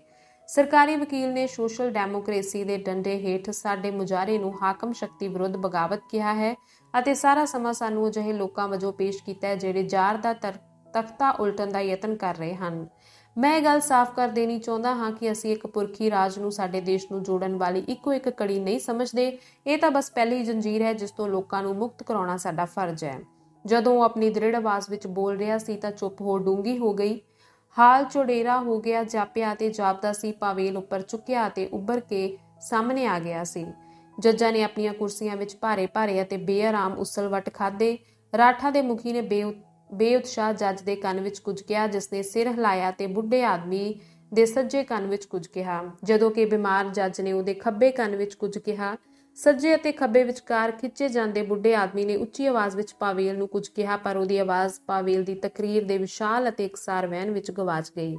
ਅਸੀਂ ਸੋਸ਼ਲਿਸਟ ਹਾਂ, ਇਹਦਾ ਮਤਲਬ ਹੈ ਅਸੀਂ ਨਿੱਜੀ ਜਾਇਦਾਦ ਦੇ ਖਿਲਾਫ ਹਾਂ, ਇੱਕ ਅਜਿਹੀ ਸੰਸਥਾ ਦੇ ਜਿਹੜੀ ਸਮਾਜ ਨੂੰ ਖੇਰੂ ਖੇਰੂ ਕਰਦੀ ਹੈ, ਲੋਕਾਂ ਨੂੰ ਇੱਕ ਦੂਜੇ ਦੇ ਖਿਲਾਫ ਕਰਦੀ ਹੈ, ਹਿੱਤਾਂ ਦਾ ਸਮਝੌਤਾ ਰਹਿਤ ਵਿਰੋਧ ਕਰਦੀ ਹੈ, ਇਸ ਵਿਰੋਧ ਨੂੰ ਲੁਕਾਉਣ ਜਾਂ ਹੱਕੀ ਠਹਿਰਾਉਣ ਦਾ ਯਤਨ ਕਰਦੇ ਹੋਏ ਝੂਠ ਦਾ ਸਹਾਰਾ ਲੈਂਦੀ ਹੈ, ਸਭ ਲੋਕਾਂ ਨੂੰ ਝੂਠ, ਦੰਭ ਅਤੇ ਘ੍ਰਿਣਾ ਨਾਲ ਭ੍ਰਿਸ਼ਟਾਚਾਰੀ ਬਣਾਉਂਦੀ ਹੈ। ਸਾਡਾ ਨਿਸ਼ਚਾ ਹੈ ਕਿ ਇੱਕ ਅਜਿਹਾ ਸਮਾਜ ਜਿਹੜਾ ਵਿਅਕਤੀ ਨੂੰ ਹੋਰਨਾਂ ਨੂੰ ਧਨੀ ਬਣਾਉਣ ਦੇ ਇੱਕ ਸਾਧਨ ਤੋਂ ਬਿਨਾਂ ਹੋਰ ਕੁਝ ਨਹੀਂ ਸਮਝਦਾ, ਅਣਮਨੁੱਖੀ ਹੈ ਅਤੇ ਸਾਡੇ ਹਿੱਤਾਂ ਦਾ ਦੋਖੀ ਹੈ। ਅਸੀਂ ਇਹਦੀ ਸਦਾਚਾਰ ਦੀ ਝੂਠੀ ਅਤੇ ਦੰਭੀ ਪ੍ਰਣਾਲੀ ਨੂੰ ਕਬੂਲ ਨਹੀਂ ਕਰ ਸਕਦੇ। ਅਸੀਂ ਵਿਅਕਤੀ ਵਾਲੇ ਦੇ ਵਤੀਰੇ ਦੇ ਸਨਕੀਪੁਣੇ ਅਤੇ ਜ਼ੁਲਮ ਦੇ ਵਿਰੋਧੀ ਹਾਂ। ਅਸੀਂ ਅਜਿਹੇ ਸਮਾਜ ਵੱਲੋਂ ਮਨੁੱਖ ਉੱਤੇ ਠੋਸੀ ਸਰੀਰਕ ਅਤੇ ਸਦਾਚਾਰਕ ਗੁਲਾਮੀ ਵਿਰੁੱਧ, ਖੁਦਗਰਜ਼ ਲਾਲਚ ਦੇ ਹਿੱਤਾਂ ਵਿੱਚ ਕਿਸਾਨਾਂ ਨੂੰ ਕੁਚਲਣ ਦੇ ਸਭਨਾ ਸਾਧਨਾਂ ਵਿਰੁੱਧ ਲੜਨਾ ਚਾਹੁੰਦੇ ਹਾਂ ਅਤੇ ਲੜਾਂਗੇ।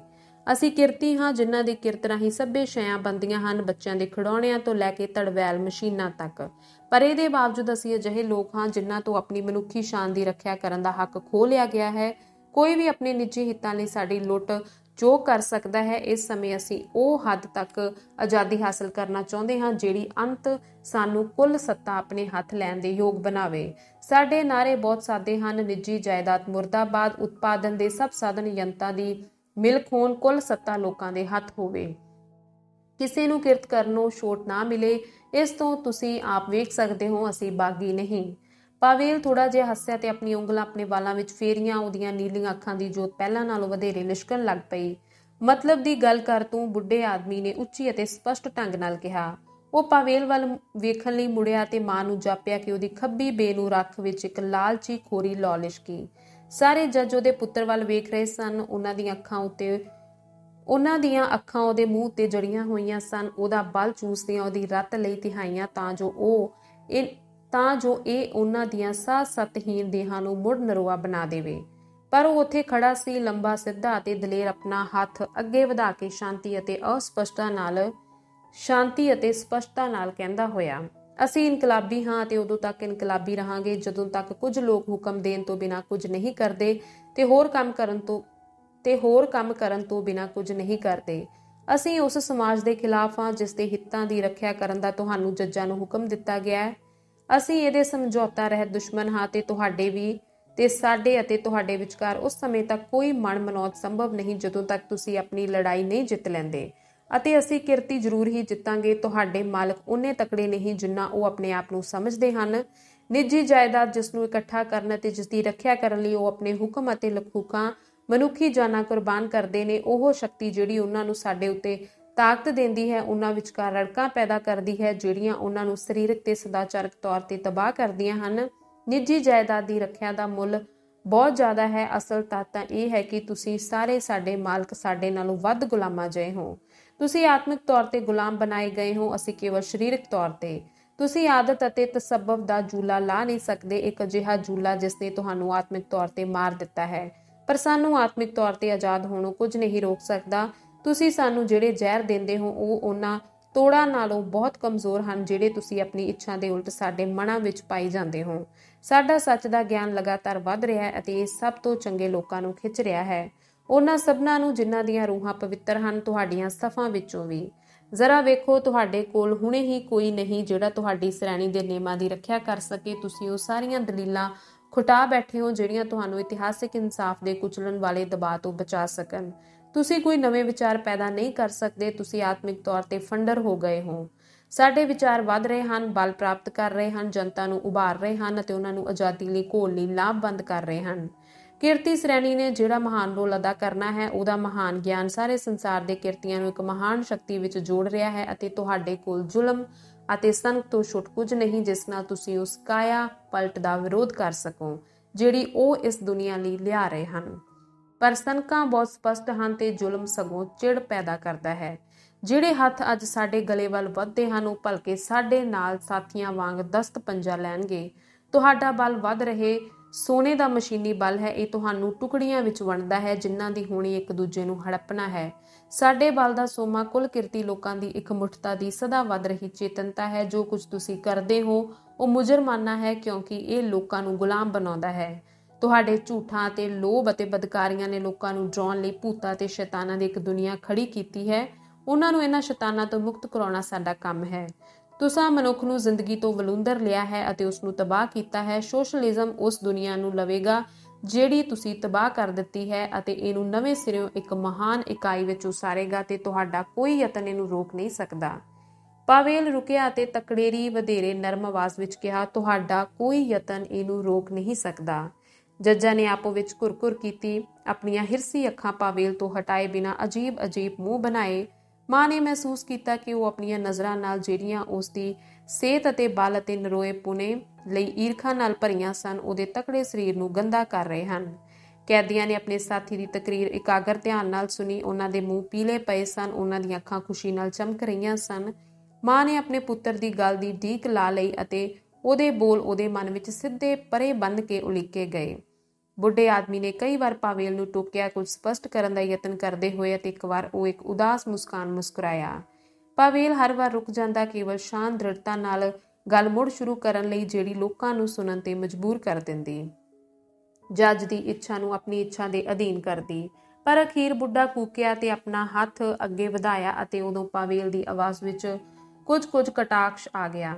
ਮੈਂ ਆਪਣੀ ਗੱਲ ਲਗਭਗ ਮੁਕਾ ਲਈ ਹੈ। ਮੈਂ ਤੁਹਾਨੂੰ ਨਿੱਜੀ ਤੌਰ ਤੇ ਨਾਰਾਜ਼ ਨਹੀਂ ਕਰਨਾ ਚਾਹੁੰਦਾ। ਇਹਦੇ ਉਲਟ ਜਦੋਂ ਮੈਂ ਇੱਥੇ ਬੈਠਾ ਆਪਣੀ ਇੱਛਾ ਦੇ ਵਿਰੁੱਧ ਉਸ ਨਕਲ ਨੂੰ ਵੇਖ ਰਿਹਾ ਸਾਂ ਜਿਸ ਨੂੰ ਤੁਸੀਂ ਮੁਕੱਦਮਾ ਕਹਿੰਦੇ ਹੋ, ਤਾਂ ਮੈਨੂੰ ਤੁਹਾਡੇ ਨਾਲ ਹਮਦਰਦੀ ਹੋ ਗਈ।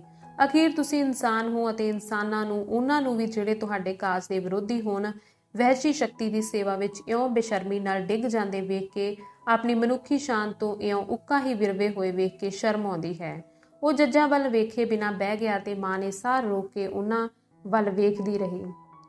ਆਂਦਰੇਈ ਨੇ ਪਾਵੇਲ ਦਾ ਹੱਥ ਦਬਾਇਆ ਤਾਂ ਉਹਦਾ ਮੂੰਹ ਲਿਸ਼ਕ ਰਿਹਾ ਸੀ। ਸਮੋਇਲੋਵ, ਮਾਜ਼ੀਨ ਅਤੇ ਹੋਰ ਉਹਦੇ ਵੱਲ ਝੁਕੇ ਅਤੇ ਪਾਵੇਲ ਉਹਨਾਂ ਦੀ ਸਲਾਂਘਾ ਉੱਤੇ ਸੰਗਦਾ ਹੋਇਆ ਮੁਸਕਰਾਇਆ। ਉਹਨੇ ਆਪਣੀ ਮਾਂ ਵੱਲ ਵੇਖਿਆ ਤੇ ਸਿਰ ਹਿਲਾਇਆ, ਜਿਵੇਂ ਕਹਿ ਰਿਹਾ ਹੋਵੇ, ਸੰਤੁਸ਼ਟ ਏ। ਉਹਨੇ ਖੁਸ਼ੀ ਦਾ ਹੌਂਕਾ ਭਰ ਕੇ ਜਵਾਬ ਦਿੱਤਾ ਤੇ ਪਿਆਰ ਦੀ ਇੱਕ ਨਿੱਘੀ ਲਹਿਰ ਉਹਦੇ ਮੂੰਹ ਉੱਤੇ ਖਿਲਰ ਗਈ। ਹੁਣ ਅਸਲੀ ਮੁਕੱਦਮਾ ਸ਼ੁਰੂ ਹੋ ਗਿਆ। ਸਜੋਵ ਨੇ ਹੌਲੀ ਜਿਹੀ ਕਿਹਾ, ਉਹਨੇ ਖਰੀ ਗੱਲ ਕੀਤੀ ਹੈ ਨਾ? ਮਾਂ ਨੇ ਕੁਝ ਬੋਲੇ ਬਿਨਾਂ ਸਿਰ ਹਿਲਾ ਦਿੱਤਾ। ਉਹ ਖੁਸ਼ ਸੀ ਕਿ ਉਹਦੇ ਪੁੱਤਰ ਨੇ ਇੰਨੀ ਦਲੇਰੀ ਨਾਲ ਗੱਲ ਕੀਤੀ ਹੈ, ਸ਼ਾਇਦ ਵਧੇਰੇ ਖੁਸ਼ ਕਿ ਉਹਨੇ ਗੱਲ ਮੁਕਾ ਲਈ ਹੈ। ਪਰ ਇੱਕ ਸਵਾਲ ਉਹਦੇ ਮਨ ਵਿੱਚ ਧੜਕਦਾ ਰਿਹਾ, ਹੁਣ ਉਹ ਕੀ ਕਰਨਗੇ? ਅੰਕ 55। ਉਹਦੇ ਪੁੱਤ ਨੇ ਕੋਈ ਅਜਿਹੀ ਗੱਲ ਨਹੀਂ ਸੀ ਕਹੀ ਜਿਹੜੀ ਮਾਂ ਲਈ ਨਵੀਂ ਹੋਵੇ। ਉਹ ਉਹਦੇ ਖਿਆਲਾਂ ਤੋਂ ਜਾਣੂ ਸੀ, ਪਰ ਇੱਥੇ ਅਦਾਲਤ ਸਾਹਮਣੇ ਉਹਨੇ ਪਹਿਲੀ ਵਾਰ ਉਹਦੇ ਨਿਸ਼ਚੇ ਦੀ ਅਜੀਬ ਖਿੱਚ ਮਹਿਸੂਸ ਕੀਤੀ। ਉਹ ਪਾਵੇਲ ਦੇ ਠਰਮੇ ਤੇ ਹੈਰਾਨ ਸੀ ਅਤੇ ਉਹਦੀ ਤਕਰੀਰ ਉਹਦੇ ਲਈ ਇੱਕ ਚਮਕਦਾ ਤਾਰਾ ਸੀ, ਜਿਹੜਾ ਉਹਦੇ ਕਾਜ ਅਤੇ ਉਹਦੀ ਅੰਤਿਮ ਜਿੱਤ ਵਿੱਚ ਉਹਦੇ ਨਿਸ਼ਚੇ ਦਾ ਪ੍ਰਤੀਕ ਸੀ। ਮਾਂ ਦਾ ਖਿਆਲ ਸੀ ਕਿ ਆਪਣੇ ਨਿਸ਼ਚੇ ਪੇਸ਼ ਕਰਦੇ ਹੋਏ ਜੱਜ ਹੁਣ ਉਹਦੇ ਨਾਲ ਗਰਮਾ ਗਰਮ ਬਹਿਸ ਕਰਨਗੇ, ਗੁੱਸੇ ਨਾਲ ਉਹਦੀਆਂ ਦਲੀਲਾਂ ਰੱਦ ਕਰਦੇ ਤੇ ਆਪਣੀਆਂ ਦਲੀਲਾਂ ਪੇਸ਼ ਕਰਦੇ ਹੋਏ। ਪਰ ਆਂਦਰੇਈ ਖੜਾ ਹੋਇਆ, ਜੱਜਾਂ ਨੂੰ ਆਪਣੇ ਸੁੰਗੇੜੇ ਭਰਵੱਟਿਆਂ ਹੇਠੋਂ ਵੇਖਦਾ ਅਤੇ ਬੋਲਿਆ, ਸਤਿਕਾਰਯੋਗ ਮੁਦਾਲਿਓ, ਤੂੰ ਜੱਜਾਂ ਨਾਲ ਗੱਲ ਕਰ ਰਿਹਾ, ਮੁਦਾਲਿਆਂ ਨਾਲ ਨਹੀਂ। ਬਿਮਾਰ ਜੱਜ ਨੇ ਉੱਚੀ ਗੁਸੈਲੀ ਆਵਾਜ਼ ਵਿੱਚ ਕਿਹਾ। ਮਾਂ ਨੂੰ ਆਂਦਰੇਈ ਦੇ ਮੂੰਹ ਉੱਤੇ ਕੁਝ ਖਚਰਾ ਦਿਸਿਆ। ਉਹਦੀਆਂ ਮੁੱਛਾਂ ਫਰਕ ਰਹੀਆਂ ਸਨ ਅਤੇ ਮਾਂ ਉਹਦੀਆਂ ਅੱਖਾਂ ਵਿੱਚ ਜਾਣੀ ਪਛਾਣੀ ਬਿੱਲੀਆਂ ਜਿਹੀ ਚਮਕ ਦੇਖ ਸਕਦੀ ਸੀ। ਉਹਨੇ ਆਪਣੇ ਲੰਮੇ ਪਤਲੇ ਹੱਥ ਨਾਲ ਆਪਣਾ ਸਿਰ ਜ਼ੋਰ ਨਾਲ ਮਲਿਆ ਤੇ ਹੌਂਕਾ ਲਿਆ। ਇਹ ਗੱਲ ਹੈ, ਉਹਨੇ ਸਿਰ ਹਿਲਾਉਂਦੇ ਹੋਏ ਕਿਹਾ। ਮੈਨੂੰ ਜਾਪਦਾ ਤੁਸੀਂ ਜੱਜ ਨਹੀਂ, ਬਸ ਮੁਦੱਲੇ ਹੋ। ਮੈਂ ਕਹਿਣਾ ਮਤਲਬ ਦੀ ਗੱਲ ਕਰ, ਬੁੱਢੇ ਆਦਮੀ ਨੇ ਖੁਸ਼ਕੀ ਨਾਲ ਕਿਹਾ। ਮਤਲਬ ਦੀ? ਬਹੁਤ ਅੱਛਾ। ਫਰਜ਼ ਕਰੋ ਮੈਂ ਆਪਣੇ ਆਪ ਨੂੰ ਮਨਾ ਲਵਾਂ ਕਿ ਤੁਸੀਂ ਸੱਚਮੁੱਚ ਜੱਜ ਹੋ, ਪੱਤ ਅੰਬਰੋਂ ਵਾਲੇ ਅਤੇ ਖੁਦ ਮੁਖਤਾਰ ਬੰਦੇ ਹੋ। ਅਦਾਲਤ ਨੂੰ ਤੇਰੀ ਸਿਫਾਰਿਸ਼ ਦੀ ਲੋੜ ਨਹੀਂ। ਇਹ ਗੱਲ ਹੈ? ਚਲੋ ਮੈਂ ਸਿਫਾਰਿਸ਼ ਕਰ ਹੀ ਦੇਣਾ। ਚਲੋ ਅਸੀਂ ਕਹਿ ਦਿੰਦੇ ਹਾਂ ਕਿ ਤੁਸੀਂ ਨਿਰਪੱਖ ਲੋਕ ਹੋ, ਬੇਤਅਸਬ ਕਿਸੇ ਤੇਰੇ ਅਤੇ ਮੇਰੇ ਤੋਂ ਬਿਨਾਂ। ਦੋ ਲੋਕ ਤੁਹਾਡੇ ਸਾਹਮਣੇ ਲਿਆਏ ਜਾਂਦੇ ਨੇ। ਇੱਕ ਕਹਿੰਦਾ ਹੈ ਉਹਨੇ ਮੈਨੂੰ ਲੁੱਟਿਆ ਤੇ ਕੁੱਟ-ਕੁੱਟ ਕੇ ਮੇਰੀ ਮਿੱਝ ਕੱਢ ਦਿੱਤੀ ਹੈ। ਦੂਜਾ ਕਹਿੰਦਾ ਮੈਨੂੰ ਹੱਕ ਹੈ, ਮੈਂ ਲੋਕਾਂ ਨੂੰ ਲੁੱਟਾਂ ਤੇ ਮਾਰ-ਮਾਰ ਕੇ ਉਹਨਾਂ ਦੀ ਮਿੱਝ ਕੱਢ ਦੇਵਾਂ, ਕਿਉਂਕਿ ਮੇਰੇ ਕੋਲ ਡੰਡਾ ਹੈ। ਤੂੰ ਕੋਈ ਮਤਲਬ ਦੀ ਗੱਲ ਕਹਿਣੀ ਹੈ? ਬੁੱਢੇ ਆਦਮੀ ਨੇ ਆਪਣੀ ਆਵਾਜ਼ ਉੱਚੀ ਕਰਦੇ ਹੋਏ ਕਿਹਾ। ਉਹਦਾ ਹੱਥ ਕੰਬ ਰਿਹਾ ਸੀ ਅਤੇ ਮਾਂ ਇਹ ਵੇਖ ਕੇ ਖੁਸ਼ ਹੋਈ ਕਿ ਉਹ ਕਿੰਨਾ ਗੁੱਸੇ ਸੀ। ਪਰ ਉਹਨੂੰ ਆਂਦਰੇਈ ਦਾ ਵਤੀਰਾ ਚੰਗਾ ਨਹੀਂ ਸੀ ਲੱਗਦਾ। ਪਤਾ ਨਹੀਂ ਕਿਉਂ ਇਹ ਉਹਦੇ ਪੁੱਤਰ ਦੀ ਤਕਰੀਰ ਨਾਲ ਮੇਲ ਨਹੀਂ ਸੀ ਖਾਂਦਾ। ਉਹ ਚਾਹੁੰਦੀ ਸੀ ਕਿ ਉਹਨਾਂ ਦੀਆਂ ਦਲੀਲਾਂ ਵਿੱਚ ਗੰਭੀਰਤਾ ਅਤੇ ਗੌਰਵ ਹੋਵੇ। ਖਖੋਲ ਨੇ ਆਪਣੀ ਗੱਲ ਜਾਰੀ ਰੱਖਣ ਤੋਂ ਪਹਿਲਾਂ ਚੁੱਪਚਾਪ ਬੁੱਢੇ ਆਦਮੀ ਵੱਲ ਵੇਖਿਆ। ਮਤਲਬ ਦੀ? ਉਹਨੇ ਆਪਣਾ ਮੱਥਾ ਮਲਦੇ ਹੋਏ ਗੰਭੀਰਤਾ ਨਾਲ ਕਿਹਾ। ਮੈਂ ਤੁਹਾਡੇ ਨਾਲ ਮਤਲਬ ਦੀ ਗੱਲ ਕਿਉਂ ਕਰਾਂ? ਮੇਰੇ ਸਾਥੀ ਨੇ ਉਹ ਕੁਝ ਤੁਹਾਨੂੰ ਪਹਿਲਾਂ ਹੀ ਦੱਸ ਦਿੱਤਾ ਹੈ ਜੋ ਕੁਝ ਜਾਣਨਾ ਤੁਹਾਡੇ ਲਈ ਜ਼ਰੂਰੀ ਹੈ। ਸਮਾਂ ਆਉਣ ਤੇ ਹੋਰ ਬਾਕੀ ਗੱਲਾਂ ਤੁਹਾਨੂੰ ਸਮਝਾ ਦੇਣਗੇ। ਬੁੱਢਾ ਆਪਣੀ ਕੁਰਸੀ ਤੋਂ ਉੱਠਿਆ। ਬਹਿ ਜਾ, ਉਹਨੇ ਚੀਕ ਕੇ ਕਿਹਾ। ਅਗਲਾ ਗਿਰਗੋਰੀ ਸਮੋਇਲੋਵ। ਖਖੋਲ ਨੇ ਆਪਣੇ ਹੋਠ ਭਿੱਚ ਲਏ ਅਤੇ ਕਾਲ ਕੀਤੇ ਬਿਨਾਂ ਬਹਿ ਗਿਆ। ਸਮੋਇਲੋਵ ਉੱਠਿਆ ਅਤੇ ਆਪਣੇ ਘੁੰਗਰਾਲੇ ਵਾਲ ਪਿੱਛੇ ਵੱਲ ਸੁੱਟਦਾ ਉਹਦੇ ਨਾਲ ਖੜਾ ਹੋ ਗਿਆ। ਸਰਕਾਰੀ ਵਕੀਲ ਨੇ ਮੇਰੇ ਸਾਥੀਆਂ ਨੂੰ ਵਹਿਸ਼ੀ ਸੱਭਿਅਤਾ ਦੇ ਵੈਰੀ ਕਿਹਾ। ਮੁਕੱਦਮੇ ਤੋਂ ਬਿਨਾਂ ਹੋਰ ਕੋਈ ਗੱਲ ਨਾ ਕਰ। ਇਹਦਾ ਉਹਦੇ ਨਾਲ ਸਬੰਧ ਹੈ। ਕੋਈ ਗੱਲ ਅਜਿਹੀ ਨਹੀਂ ਜਿਸ ਦਾ ਇਮਾਨਦਾਰ ਲੋਕਾਂ ਨਾਲ ਸਬੰਧ ਨਹੀਂ ਹੋਣਾ ਚਾਹੀਦਾ, ਤੇ ਮਿਹਰਬਾਨੀ ਕਰਕੇ ਮੇਰੀ ਗੱਲ ਨਾ ਟੋਕੋ। ਤੁਸੀਂ ਕਿਸ ਨੂੰ ਸੱਭਿਅਤਾ ਕਹਿੰਦੇ ਹੋ, ਮੈਂ ਇਹ ਜਾਣਨਾ ਚਾਹੁੰਦਾ ਹਾਂ। ਅਸੀਂ ਇੱਥੇ ਤੇਰੇ ਨਾਲ ਬਹਿਸ ਕਰਨ ਲਈ ਨਹੀਂ ਬੈਠੇ। ਉਰਲੀਆਂ ਪਰਲੀਆਂ ਨਾ ਪਿਆ ਮਾਰ, ਬੁੱਢੇ ਨੇ ਆਪਣੇ ਹੇਠਲੇ ਦੰਦ ਨੰਗੇ ਕਰਦੇ ਹੋਏ ਕਿਹਾ। ਆਂਦਰੇਈ ਦੇ ਵਤੀਰੇ ਨੇ ਜੱਜਾਂ ਵਿੱਚ ਤਬਦੀਲੀ ਲਿਆ ਦਿੱਤੀ ਸੀ, ਜਿਵੇਂ ਉਹਨਾਂ ਉੱਤੇ ਕੋਈ ਛਿੱਲੜ ਲਾ ਦਿੱਤਾ ਹੋਵੇ। ਉਹਨਾਂ ਦੇ ਭੂਰੇ ਮੂੰਹਾਂ ਉੱਤੇ ਖੂਨ ਦੇ ਧੱਬੇ ਦਿਸਣ ਲੱਗ ਪਏ ਅਤੇ ਉਹਨਾਂ ਦੀਆਂ ਅੱਖਾਂ ਵਿੱਚ ਠੰਡੀਆਂ ਹਰੀਆਂ ਚਿੰਗਾਂ ਭਖ ਰਹੀਆਂ ਸਨ। ਉਹ ਪਾਵੇਲ ਦੀ ਤਕਰੀਰ ਤੇ ਨਾਰਾਜ਼ ਹੋਏ ਸਨ, ਪਰ ਉਹਦੇ ਲਫ਼ਜ਼ਾਂ ਦੇ ਬਲ ਨੇ ਉਹਨਾਂ ਨੂੰ ਮਜਬੂਰ ਕਰ ਦਿੱਤਾ ਸੀ ਕਿ ਉਹ ਉਹਦੀ ਇੱਜ਼ਤ ਕਰਨ ਅਤੇ ਵਿਖਾਵਾ ਕਾਇਮ ਰੱਖਣ। ਖਖੋਲ ਨੇ ਰੱਖ ਰਖਾ ਦਾ ਪਰਦਾ ਲਾ ਸੁੱਟਿਆ ਸੀ ਅਤੇ ਉਹਦੇ ਹੇਠਾਂ ਜੋ ਕੁਝ ਸੀ ਉਹਨੂੰ ਨੰਗਾ ਕਰ ਦਿੱਤਾ ਸੀ। ਉਹ ਆਪੋ ਵਿੱਚ ਘੁਸਰ ਮੁਸਰ ਕਰਦੇ ਅਤੇ ਅਜਿਹੇ ਢੰਗ ਨਾਲ ਮੂੰਹ ਬਣਾਉਂਦੇ ਅਤੇ ਇਸ਼ਾਰੇ ਕਰਦੇ ਜਿਹੜਾ ਉਹਨਾਂ ਲਈ ਬਹੁਤ ਬਲ ਵਾਲਾ ਸੀ। ਤੁਸੀਂ ਲੋਕਾਂ ਨੂੰ ਜਾਸੂਸ ਬਣਨ ਦੀ ਸਿੱਖਿਆ ਦਿੰਦੇ ਹੋ। ਤੁਸੀਂ ਜਨਾਨੀਆਂ ਅਤੇ ਕੁੜੀਆਂ ਨੂੰ ਵਿਗਾੜਦੇ ਹੋ। ਤੁਸੀਂ ਮਰਦਾਂ ਨੂੰ ਚੋਰ ਅਤੇ ਕਾਤਲ ਬਣਾ ਦਿੰਦੇ ਹੋ। ਤੁਸੀਂ ਵੋਦਕਾ, ਕੌਮਾਂਤਰੀ ਜੰਗਾਂ, ਝੂਠਾਂ, ਅਯਾਸ਼ੀ ਅਤੇ ਵਹਿਸ਼ਤ ਨਾਲ ਉਹਨਾਂ ਦੀਆਂ ਰੂਹਾਂ ਵਿੱਚ ਜ਼ਹਿਰ ਭਰਦੇ ਹੋ। ਇਹ ਹੈ ਤੁਹਾਡੀ ਸੱਭਿਅਤਾ। ਅਸੀਂ ਅਜਿਹੀ ਸੱਭਿਅਤਾ ਦੇ ਵੈਰੀ ਹਾਂ। ਮੈਂ ਕਹਿੰਦਾ, ਬੁੱਢਾ ਆਦਮੀ ਆਪਣੀ ਠੋਡੀ ਹਿਲਾਉਂਦਾ ਹੋਇਆ ਕੂਕਿਆ। ਪਰ ਸਮੋਇਲੋਵ, ਜਿਸ ਦਾ ਮੂੰਹ ਲਾਲ ਸੀ ਅਤੇ ਅੱਖਾਂ ਲਿਸ਼ਕ ਰਹੀਆਂ ਸਨ, ਜਵਾਬ ਵਿੱਚ ਚੀਕਿਆ।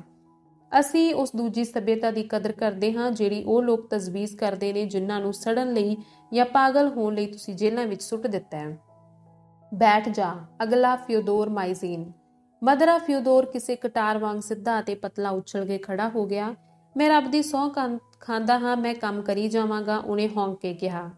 ਉਹਦਾ ਰੰਗ ਪੀਲਾ ਪੈ ਗਿਆ ਸੀ ਕਿ ਬਸ ਉਹਦੀਆਂ ਅੱਖਾਂ ਹੀ ਦਿਸਦੀਆਂ ਸਨ। ਮੈਂ ਜਾਣਦਾ ਤੁਸੀਂ ਪਹਿਲਾਂ ਹੀ ਸਜ਼ਾ ਦਾ ਫੈਸਲਾ ਕਰ ਲਿਆ, ਪਰ ਮੈਂ ਰੱਬ ਦੀ ਸਹੁੰ ਖਾਂਦਾ ਹਾਂ ਕਿ ਭਾਵੇਂ ਤੁਸੀਂ ਮੈਨੂੰ ਕਿਧਰੇ ਵੀ ਘੱਲੋ, ਮੈਂ ਉੱਥੋਂ ਨੱਠ ਜਾਵਾਂਗਾ ਤੇ ਸਦਾ ਆਪਣੀ ਸਾਰੀ ਉਮਰ ਕੰਮ ਕਰਦਾ ਰਹਾਂਗਾ। ਉਹਨੇ ਇੱਕ ਹੱਥ ਉੱਪਰ ਚੁੱਕਿਆ ਜਿਵੇਂ ਸਹੁੰ ਖਾ ਰਿਹਾ ਹੋਵੇ। ਮੈਂ ਸਹੁੰ ਖਾਂਦਾ ਹਾਂ। ਸਿਜੋਵ ਉੱਚੀ ਜਿਹੇ ਗੁਰਰਾਇਆ ਤੇ ਆਪਣੀ ਥਾਂ ਤੇ ਮਰੋੜਾ ਖਾਧਾ। ਉਤਸੁਕਤਾ ਦੀ ਵੱਧਦੀ ਲਹਿਰ ਦੇ ਚੁੱਕੇ ਲੋਕ ਅਜੀਬ ਅਤੇ ਅਸਪਸ਼ਟ ਤਰ੍ਹਾਂ ਬੁੜਬੁੜਾਉਣ ਲੱਗ ਪਏ। ਇੱਕ ਔਰਤ ਡੁਸਕੀ ਅਤੇ ਕਿਸੇ ਨੂੰ ਖੰਘ ਦਾ ਦੌਰਾ ਪੈ ਗਿਆ। ਜੈਨਡਾਰਮਾਂ ਨੇ ਖੁੰਡੀ ਹੈਰਾਨੀ ਨਾਲ ਕੈਦੀਆਂ ਵੱਲ ਅਤੇ ਗੁੱਸੇ ਨਾਲ ਲੋਕਾਂ ਵੱਲ ਵੇਖਿਆ। ਜੱਜ ਅੱਗੇ ਪਿੱਛੇ ਝੂਲੇ। ਅਗਲਾ ਇਵਾਨ ਗੁਸੇਵ। ਬੁੱਢਾ ਆਦਮੀ ਕੂਕਿਆ। ਮੈਂ ਕੁਝ ਨਹੀਂ ਕਹਿਣਾ ਚਾਹੁੰਦਾ। ਅਗਲਾ ਵਾਸਲੀ ਗੁਸੇਵ। ਮੈਂ ਵੀ ਕੁਝ ਨਹੀਂ ਕਹਿਣਾ। ਫਿਓਦੋਰ ਬਿਊਕਨ। ਬੱਗਾ ਰੰਗ ਹੀਨ ਬੰਦਾ ਜਰਾ ਔਖ ਨਾਲ ਖੜਾ ਹੋਇਆ। ਤੁਹਾਨੂੰ ਆਪਣੇ ਆਪ ਉੱਤੇ ਸ਼ਰਮ ਆਉਣੀ ਚਾਹੀਦੀ ਹੈ, ਉਹਨੇ ਆਪਣਾ ਸਿਰ ਹਿਲਾਉਂਦੇ ਕਿਹਾ। ਗਿਆਨ ਹਾਸਲ ਕਰਨਾ ਔਖਾ ਕੰਮ ਹੈ, ਪਰ ਜੋ ਕੁਝ ਮੁਨਸਫੀ ਹੈ ਉਹ ਤਾਂ ਮੈਂ ਵੇਖ ਹੀ ਸਕਣਾ ਹੈ। ਉਹਨੇ ਇੱਕ ਹੱਥ ਆਪਣੇ ਸਿਰ ਦੇ ਉੱਤੇ ਚੁੱਕਿਆ ਅਤੇ ਚੁੱਪ ਕਰ ਗਿਆ, ਆਪਣੀਆਂ ਅੱਖਾਂ ਅੱਧੀਆਂ ਬੰਦ ਕਰਕੇ, ਜਿਵੇਂ ਕਿਸੇ ਦੁਰਾਡੀ ਸ਼ੈ ਵੱਲ ਵੇਖ ਰਿਹਾ ਹੋਵੇ। ਕੀ ਕਿਹਾ? ਬੁੱਢੇ ਨੇ ਹੈਰਾਨ ਅਤੇ ਗੁੱਸੇ ਹੋ ਕੇ ਆਪਣੀ ਕੁਰਸੀ ਪਿੱਛੇ ਕਰਦੇ ਹੋਏ ਕਿਹਾ। ਪਓ ਢੱਠੇ ਖੂਹ ਵਿੱਚ। ਬੂਕਣ ਉਦਾਸੀ ਨਾਲ ਬਹਿ ਗਿਆ। ਉਹਦੀ ਗੱਲ ਵਿੱਚ ਕੋਈ ਅਥਾਹ ਮਹੱਤਤਾ ਵਾਲੀ, ਕੁਝ ਸਿੱਧੜ ਅਤੇ ਸੋਗੀ ਤਾਨੇ ਵਾਲੀ ਗੱਲ ਸੀ। ਸਭਨਾਂ ਨੂੰ ਇਸ ਦਾ ਅਨੁਭਵ ਹੋਇਆ ਤੇ ਜੱਜਾਂ ਨੇ ਵੀ ਆਪਣੇ ਕੰਨ ਖੜੇ ਕਰ ਲਏ, ਜਿਵੇਂ ਉਹਨਾਂ ਨੂੰ ਕਿਸੇ ਗੂੰਜ ਦੀ ਆਸ ਹੋਵੇ ਜਿਹੜੀ ਬੂਕਣ ਦੀ ਗੱਲ ਨਾਲੋਂ ਵਧੇਰੇ ਸਪਸ਼ਟ ਹੋਵੇ। ਹਾਲ ਵਿੱਚ ਇੱਕ ਯੱਕ ਹੋਈ ਚੁੱਪ ਛਾ ਗਈ, ਜਿਸ ਨੂੰ ਬਸ ਰੋਣ ਦੀ ਮਾੜੀ ਮਾੜੀ ਆਵਾਜ਼ ਹੀ ਤੋੜ ਰਹੀ ਸੀ। ਅਖੀਰ ਸਰਕਾਰੀ ਵਕੀਲ ਨੇ ਆਪਣੇ ਮੋਢੇ ਸੰਗੋੜੇ ਨਿੱਕਾ ਜਿਹਾ ਹਾਸਾ ਹੱਸਿਆ। ਰਾਠਾਂ ਦਾ ਮੁਖੀ ਜ਼ੋਰ ਨਾਲ ਖੰਘਿਆ ਅਤੇ ਲੋਕ ਫਿਰ ਘੁਸਰ ਮੁਸਰ ਕਰਨ ਲੱਗ ਪਏ।